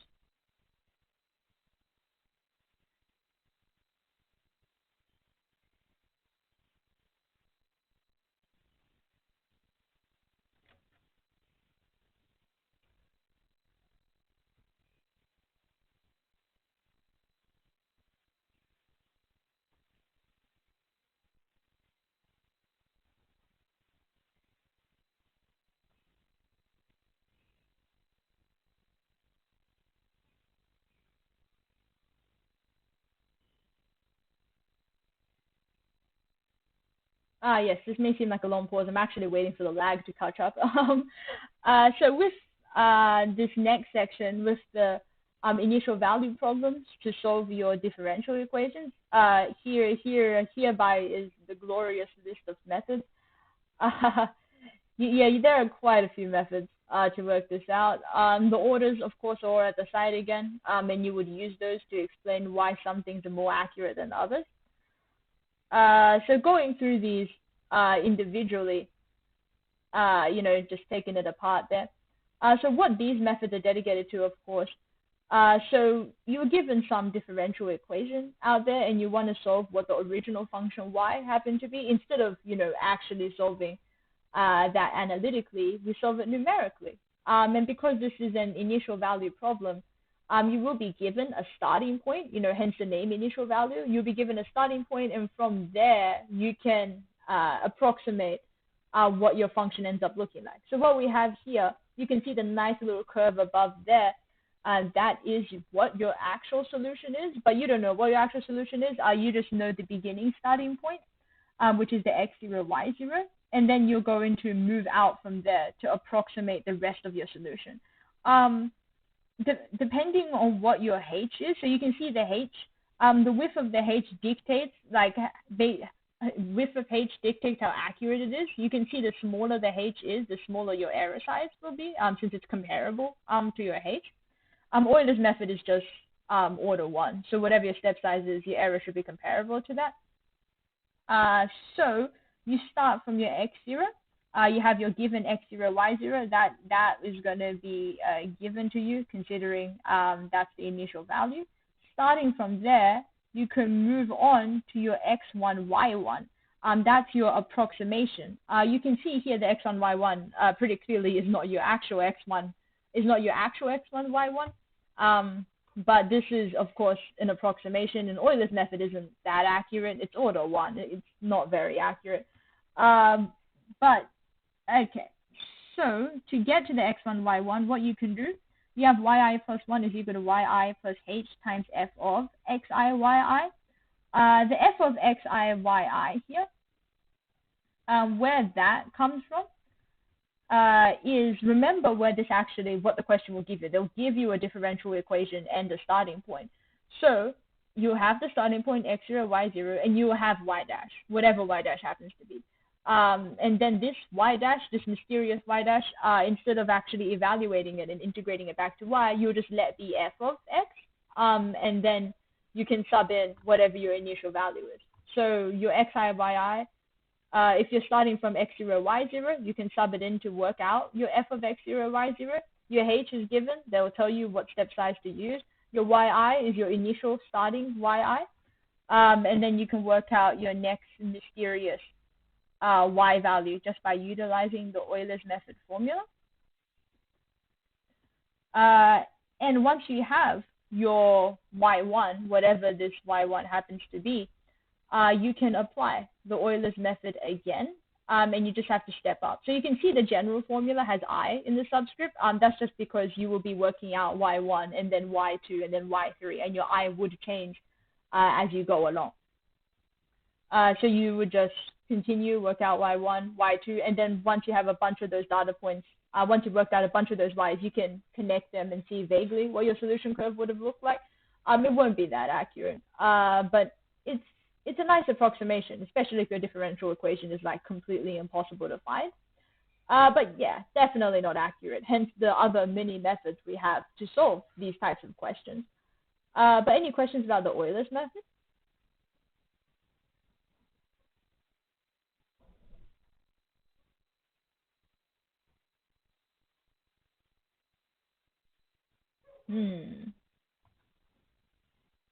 Well, then we have the Hoynes method, which you can see is order 2, so already an improvement. Remember, you will be given the starting x0, y0. That's just given to you. And also given to you, how would we get? Oh, yes. Okay. So, if you stare at this diagram, this diagram in terms of what xi plus 1 is the same as Euler's method. Xi plus 1 is simply what you're starting so for example, x0 is your starting point. They'll give it to you. The h, which is also given to you, that's the distance to the next x. So if your h was 0.5 and your starting x0 was 1, then x1 would just be the 0.5 added to the 1. Yeah. It's the steps. The y's are the only things that are gonna be unknown here. Like if they tell you the beginning x value and they give you the step h, you should already know all the x values you're gonna use. Your y's are the ones that you actually work out with all these methods, the Euler's method, Ween's method, because you're trying to work out the solution curve. The x's will just basically dedicate how accurate you'll be. The smaller your step size, the better it'll be. But yeah, that's how you work out your x1, y1. Oops. Okay, so you have your beginning x0, y0. You have your y dash, which you're just going to let be the f of x, y. So what the Hoynes method does, so from before, it's pretty inaccurate. Like you just add the y dash and you hope the slope is good enough. Like if this was exactly a line, everything would work out. But you can see pretty clearly the slope at your beginning point isn't the same slope for the rest of your curve. It's why your estimated y isn't exactly the correct y. But what you can do in Hoynes method is improve this by if you stare at the Hoynes method for long enough, you see there's 2 steps over here. It's because Hoynes is actually a 2-part process. What you do in the first step, your first step you'll see is yi plus 1, and then there's a little 0 up there. The 0 is just to differentiate it from what my actual yi plus 1 is going to be. So I'm going to estimate a y, and then I'm going to improve it using the second formula there. So the first formula where I just estimate the y, it's actually Euler's method. So the first part of Hoynes is Euler's. I would use the exact same method to find the yi plus 1, 0, as I did for Euler's. So if you refer to the graph, like if you compare the 2 graphs, you can actually see where your original Euler's approximation would have gotten you. Your original Euler's approximation is at the xi plus 1, yi plus 1, 0. And with this initial approximation from Euler's method, using this xi and the yi plus 1, 0, you can figure out a better version of your y dash. Like instead of just adding on the original slope that was at your initial point, you can work out the slope at this new estimated point from the Euler's method. So you can see, I say you can see, and then just everything lags out. But yeah. So using Euler's method, you go from x0, y0, you get your new, okay, let me write that down somewhere. Once everything catches up, life will be good.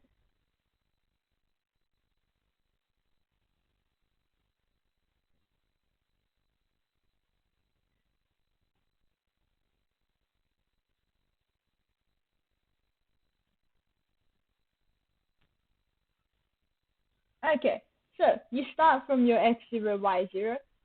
You get to your x1. You get to your first approximation of what you think y1 is going to be using the Euler's method, essentially. But it is part of the Hoynes method. You work out your first approximation of what you think y1 should be. And then you use that new coordinate you found, the x1, y1, 0, and you sub it back into the f of x, y to get your improved slope. And then you add it to your original slope at your initial point, the f of xi, yi. So you would have your y1 would be your initial y value. And in the, back in the olden days, you would have just taken h times whatever your f value was at your original point. But now you improve on that because you take the f value of your original point, add it to the f value of your new estimation point, and divide by 2. So you have an average of what those 2 slopes are, and that's much more accurate to what the slope is between your xi and the xi plus 1. And that's, oof, yeah, sorry, let me just stop lagging out. Yes, so you you can find your y1, your corrected y1, by adding the average of those two slopes, one from your original point and the other slope from the point you would have gotten from the old Euler's method. And then you can repeat the process for y2, y3. So you find an initial guess using Euler's, and then you correct it using the second part of Hoynes. Any questions about the Hoynes method? I'm pronouncing it Hoynes. I'm actually pretty sure I'm pronouncing it wrong. Hoynes method? I don't know.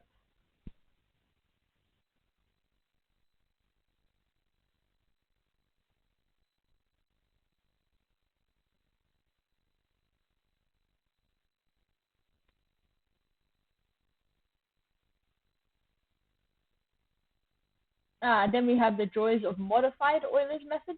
Modified Euler's method, what you do is instead of, so in the old Euler's method, not the original Euler's method, you just take h plus f of x, y. In the modified Euler's method, you actually work out a halfway point between your initial value and the next step. So instead of going from xi directly to the xi plus 1, you work out a halfway point. So you take h over 2 times the f of x, y. And you work out the halfway point for the yi plus half. And then from there, you step to the next actual yi plus 1 at your next step size. But you step from your estimated yi plus half. And that way, you can use your improved, you can use your new improved slope at your new point, xi plus half, yi plus half. Instead of using a slope at your initial xi, yi. You'll notice this is still order 2 though. So it's actually the same order as Hoynes' method in terms of error. But it could, well, depending on how much, yeah, you know what, no, they're about the same amount of work. It just working out at the halfway point instead of going all the way to the next step size.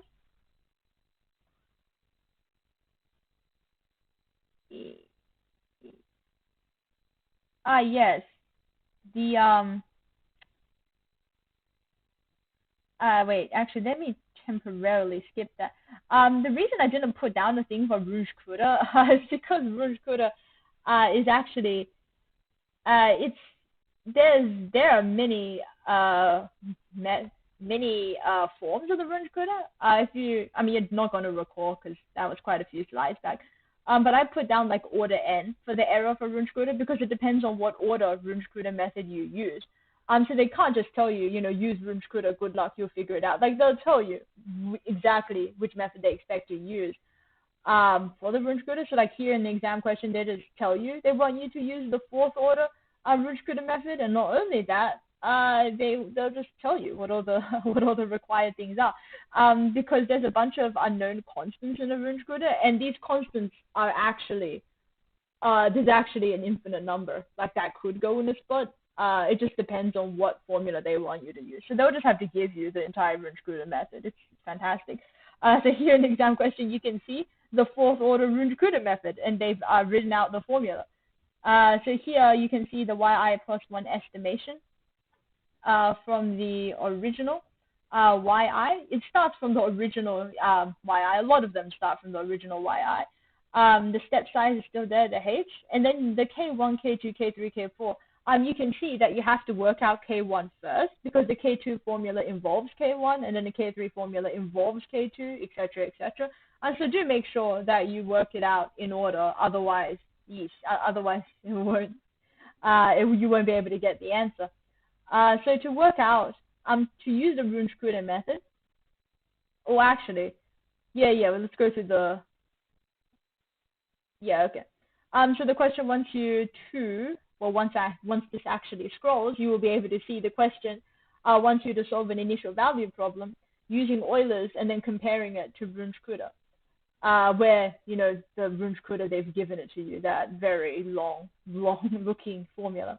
So you have an initial value problem. As I have said, they will give you the initial value and they'll give you the derivative, because that's how that's kind of the premise of this type of question. So here we have y dash is equal to 3y plus 3t. Oh yeah, you see here it's not xy variable, there's ty variables. Just don't get mixed up there. Like, don't keep writing down x equals or anything. It's t now, and you gotta make sure that you figure out you use the correct variable t.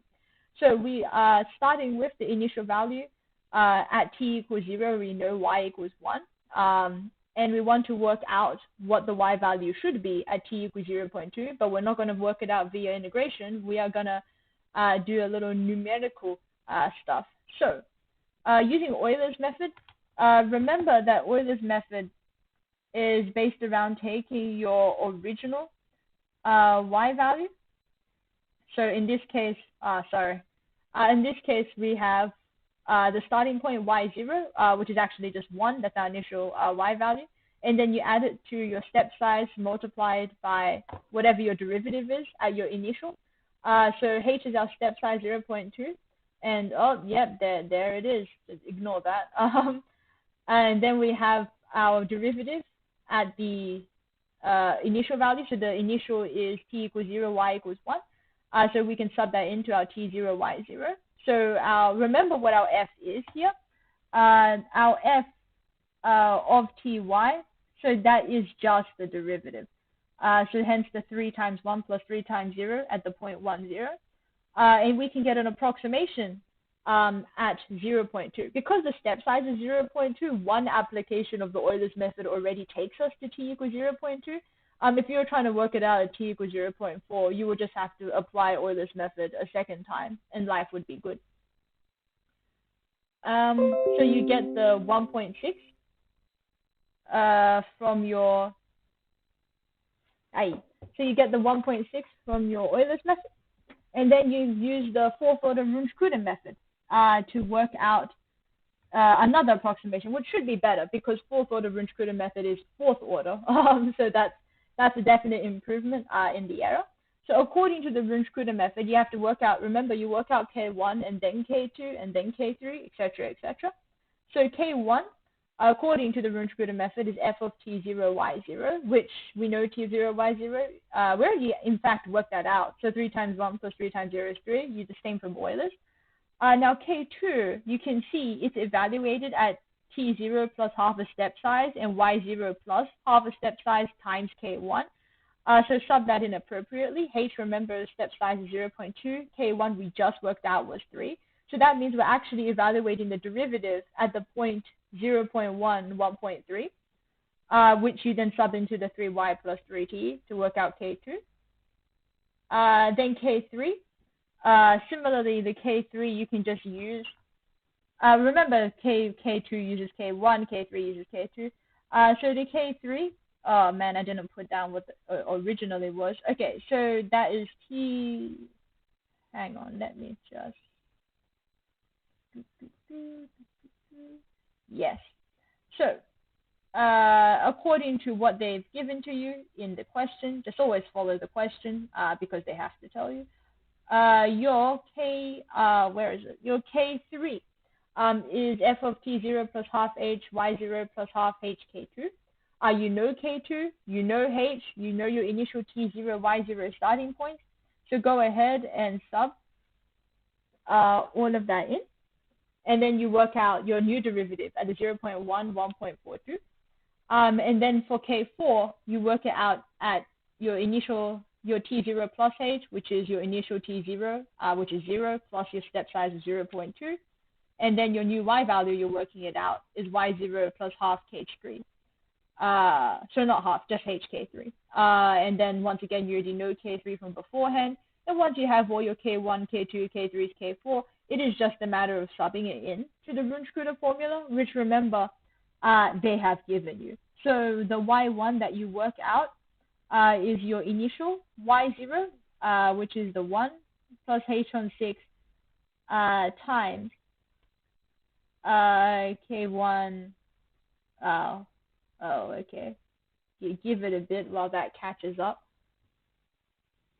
But this is already given to you. The y1, like in the question, they will give you what y1 is equal to y0 plus the h on 6 k1 plus 2k2.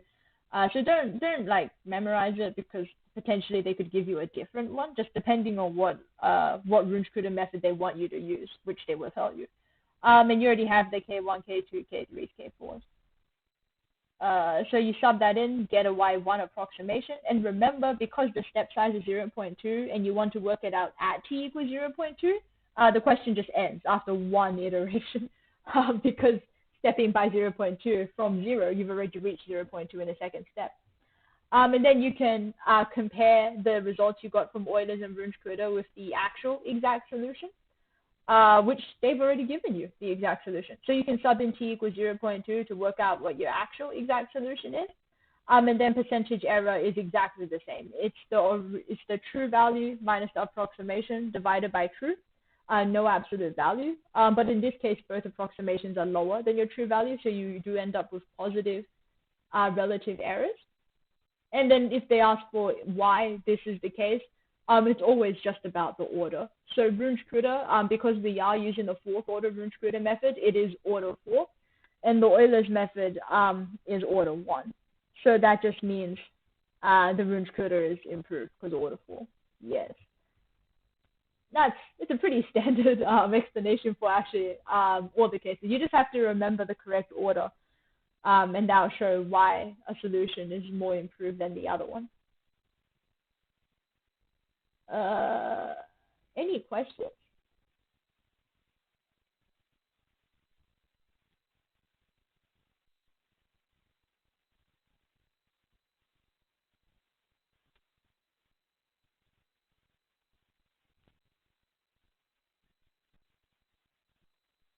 And then we have just a little addendum to this topic, which I kind of forgot was a thing actually. It happens, like it just pops up, and sometimes they want you to do it. You're given a second order differential equation, and you just have to resolve it into like the same expression. So an equivalent to first order expressions. So by second order, first order, they just mean the highest derivative. So a second order equation, the highest derivative in it would be the second derivative. And for first order differential equations, the highest order would just be the first derivative. And you wouldn't get any higher derivatives than that.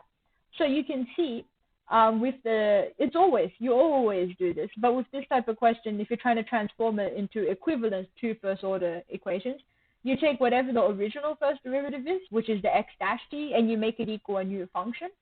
You can call it whatever you want. I just called it y of t because, x, y, z. But you can call it whatever you want.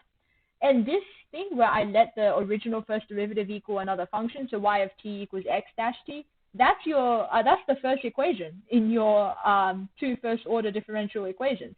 You can see it's a first order differential equation because the highest derivative is the x dash t. And all you have to do is sub this back into your original second order. So you can see the x dash t is directly replaced by y of t. And the x dash t, because it's the derivative of x dash t, that means it's the derivative of y of t, which is y dash t. And you can see the second equation is also first order because its highest derivative is at y dash t. Everything else, the y of t, the x of t, they're just the original functions, which is technically the zeroth derivative. And then that's it. You've reformulated the equation as a system of two first order differential equations. That's all they're expecting if they want an equivalent system of two first order equations. Any questions about that actually, like how to reformulate, or also above, any questions about Runge-Kruger or Euler?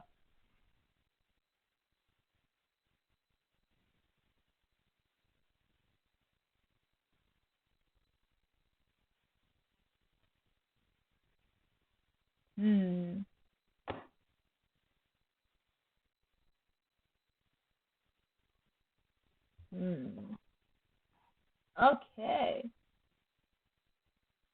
Well, if you haven't already extrapolated, the initial value problems for problems where they give you the starting value, there's another entire set of problems called the boundary value problems, which, well, the conditions they give you are not at the initial point. So with boundary value problems, they do follow like this type of thing. They do follow a certain set of just methods. They don't really vary that much. But here we have another past exam equation. It's a second order differential equation because its highest order is second derivative. What you do with this is you use, well, they also tell you in the question, divide this thing into n equal parts and write the finite difference form of the equation above. So with these problems, what you're trying to do, because we're not actually going to solve it. This is all dedicated to, we're not going to analytically solve it. We're going to solve it numerically. So we are going to be approximating everything here. So the second derivative here is replaced by its finite difference approximation. You'll notice the finite difference approximation here. This again is taken from the finite difference formulas. Oh, bye-bye. And this again is taken from the finite difference formulas. And you replace your second derivative by this.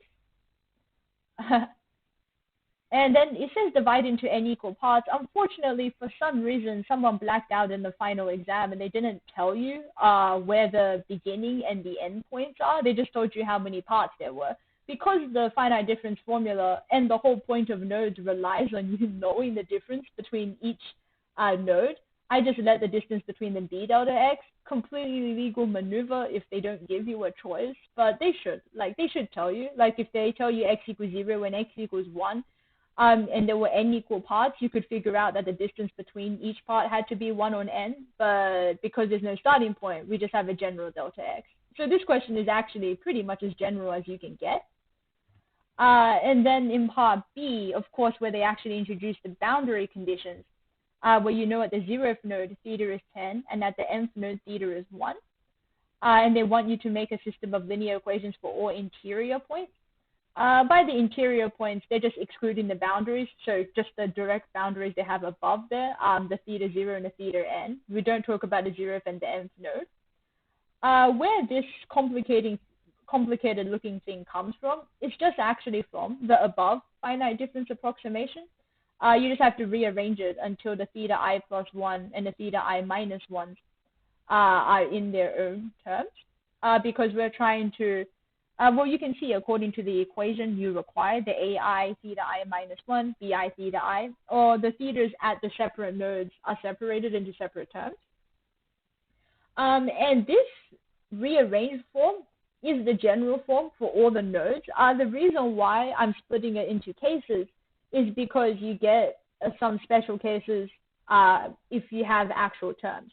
So, okay, so if you take the middle part, the I equals 2, 3, all the way to n minus 2, that is exactly copied down, like verbatim. If you read off the coefficient of theta I minus 1, you get AI. If you read off the coefficient of theta I, you get BI. So that's just directly copied from our rearranged equation. What is more annoying is that, for example, if you consider the I equals 1 case, and you actually sub in I equals 1, what you have in the first term is theta 0, which is 10. Because it's a constant, we're actually going to move it over into the di term. So instead of staying on the left-hand side, it will move over onto the right-hand side, which means that your AI term actually goes to, well, the theta I minus 1 term disappears, and you would just be left with A1 equals 0 in the I equals 1 case, and your DI, instead of being the standard 0, now it's the original A term, but because the theta I minus 1 is a constant, it gets moved over, so it actually stays with the D as a constant. So that's with a negative 10 Ka over delta x squared. You can see the Ka over delta x squared is the original theta I minus 1 coefficient, and the 10 just comes from theta 0 is 10. Same deal for I equals n minus 1. Because if you sub in the I equals n minus 1, you can see theta n is equal to 1. Then that shows that also just becomes a constant, and you can see it moves over, and your D now has negative Ka over delta x squared, while your your Cn minus 1 is 0, because your theta I plus 1 term disappeared since it became a constant and it moved over into D. And that's just always the case with the boundary condition problems. If they want you to have the system of linear equations, all the terms, all the interior parts except for the I equals 1 and I equals, except for the first and last one. All the middle parts are just, copied down from your finite difference approximation. It's just your first and last terms where you have to worry about what happens when your boundary conditions actually start existing. Because your first and last interior points, they actually use the boundary conditions, considering we are using the central difference approximation. Yes, this question was actually quite funky because this past exam, they just never gave values. They just kept everything in constants, and part C was just make a matrix and then just discuss it. Like, don't even solve it properly, just discuss how you solve it. Using the bunch of equations we had before with the theta 1, theta 2, theta 3, remember there were only like, at most, there were 3 terms at a time, the AI, BI, CI, and you can see how going down through the rows of your coefficient matrix is just 3 terms at a time.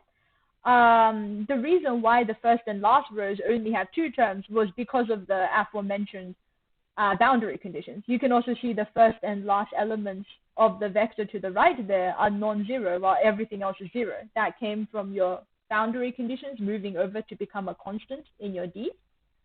And this is always a tridiagonal matrix. Like, if you've done this, if you've done it like correctly, but also like just by staring at the A, B, C, D, the given equation it gave you in part B, you only get at most 3 coefficients out of that. So that's where the tridiagonal part of it comes from.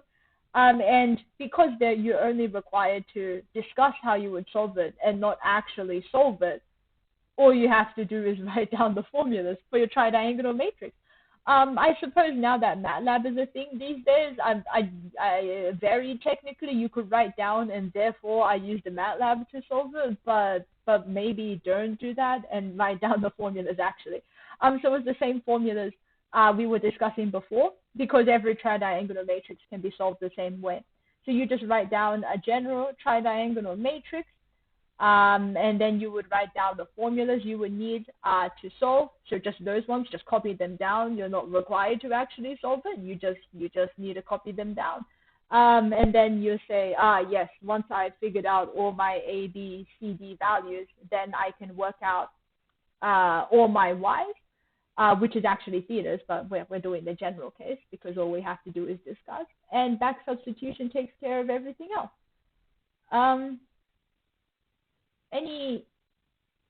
So that's how you would solve generally those boundary value problems. That is actually a very general case because we never solved it. We just kept everything in pronumerals. Any questions about how to solve the boundary values by, transforming into that tridiagonal matrix?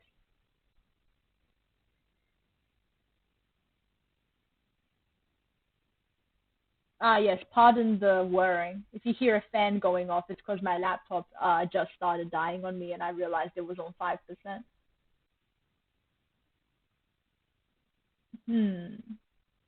Well, the final part to this is the parabolic equations.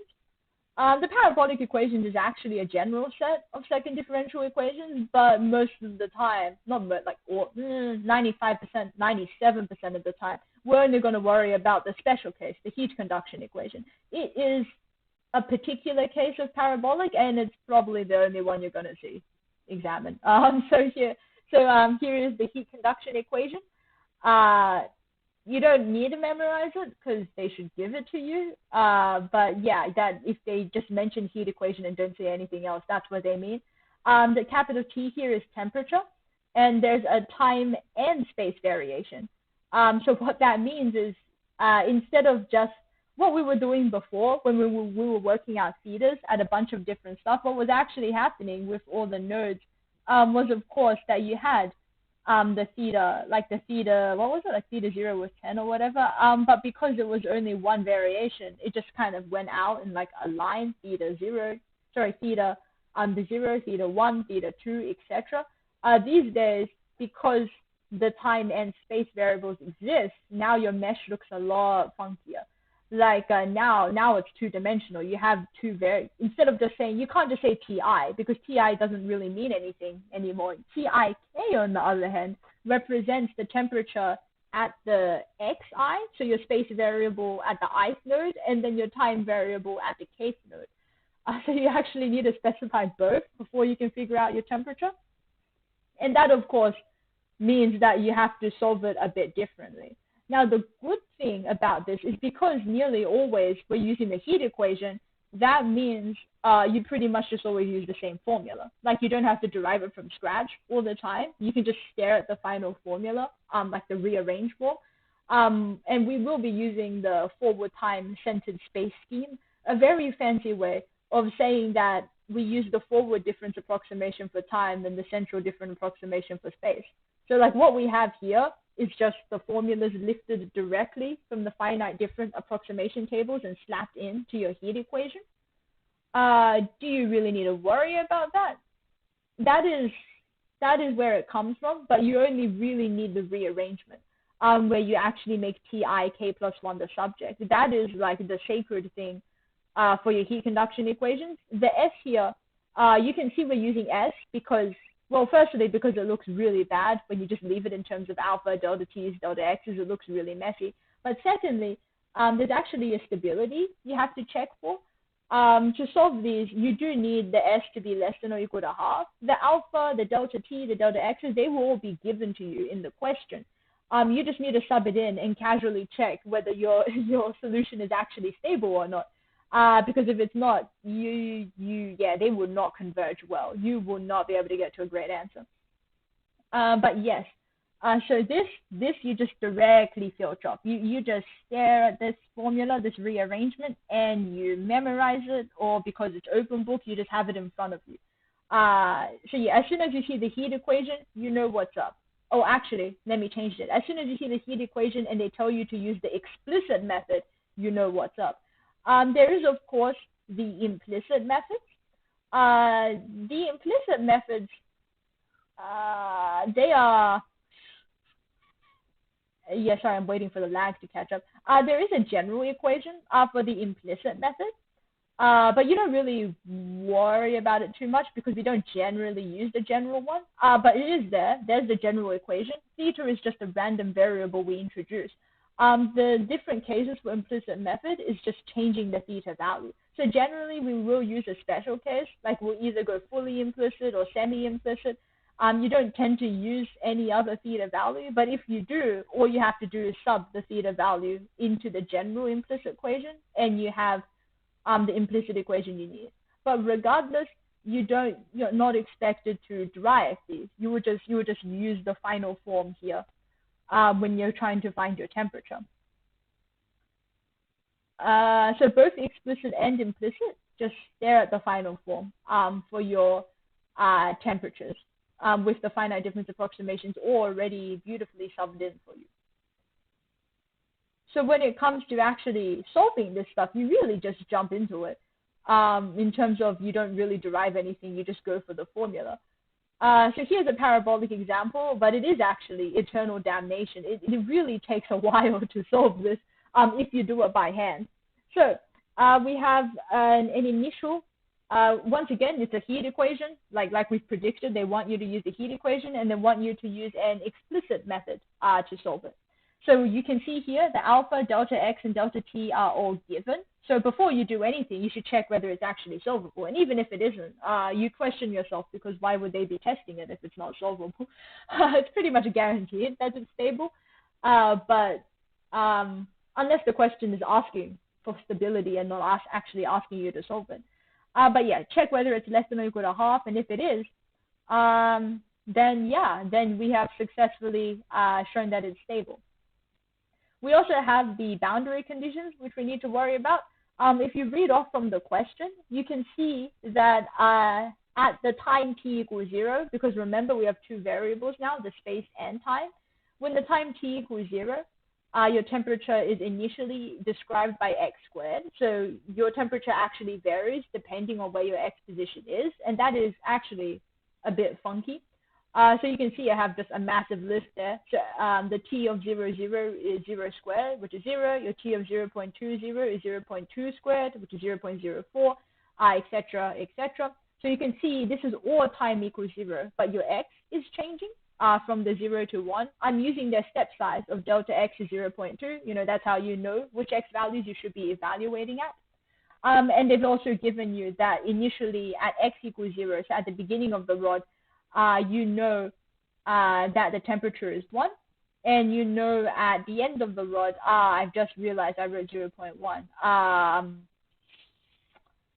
Yeah, you didn't see that. But yeah. And at the end of the rod at x equals 1, you know that the temperature is 1. So that's all just given to you. They have to give it to you because it's a boundary value problem. So once you have all the boundaries, these are your starting points. Because if you haven't already kind of maybe extrapolated from the parabolic equation, the explicit formula, which again, you've already memorized, you're just copying it down. The explicit method formula, you can see that it relies on knowing the previous temperature values. To work out Ti, you do need to know Ti minus 1, for example, and to work out the K plus 1, you need the previous Ks. So that's where your boundary values come in. You have your starting boundary values, your T10, T20, etc., and you use those to work out your T11s, T21, T31. You can see here that just by using the boundary conditions at the time t equals 0, you can work out at all the x points what your time t equals 1 is just by some substitution. So this is directly from the formula, the Tik plus 1, and all the T20s, T10s, those were your boundary conditions that we were working out in the slide before, which is also just a direct substitution. But you can see how this becomes actual damnation when you have to work this out for every single one of your T values. I believe I did actually change this question because originally it had like 50 T values and I wasn't going to write all of that down. But 50 values is actually relatively solvable if you're allowed to use MATLAB. But yes, you repeat the process at 0.4, at the next step value. So, you know, because time is going up in 0.2 increments, we go from 0.2 to 0.4, and you can work out your next time value. So you can see K equals 2 here, and the I is just going from 1, 2, 3, 4 because we're covering the entire rod. And then you repeat the process. I say you repeat the process because I did not keep writing down the working all the way until 1. I just used the wonders of MATLAB. Then I got all the values. But yes, this they can test it. It's just it takes quite a while to solve. But it is ultimately it's a substitution. You have to get the boundary conditions correct. The formula itself you can just copy down, but you have to get the boundary conditions correct because if you don't get the starting points correctly, then of course every point afterwards that you work out depending on the starting points is going to be off. Yeah, I said using the wonders of MATLAB.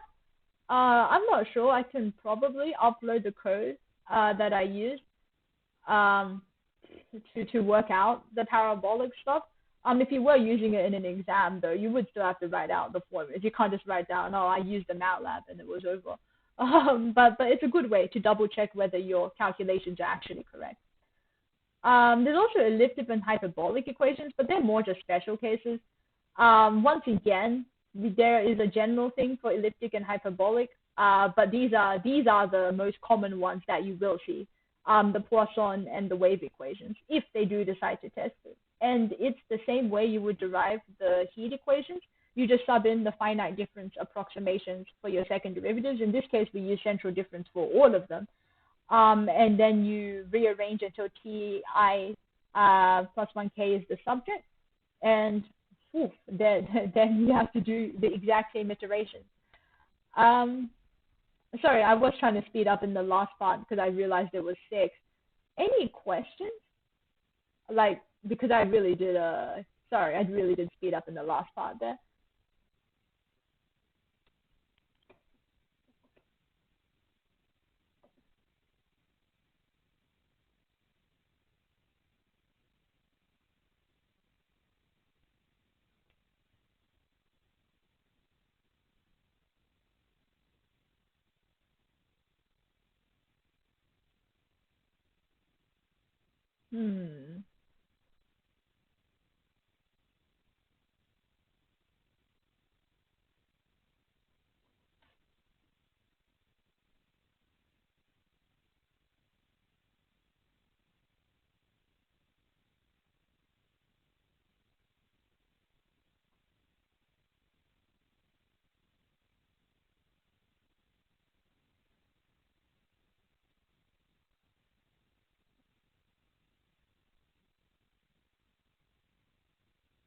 Okay.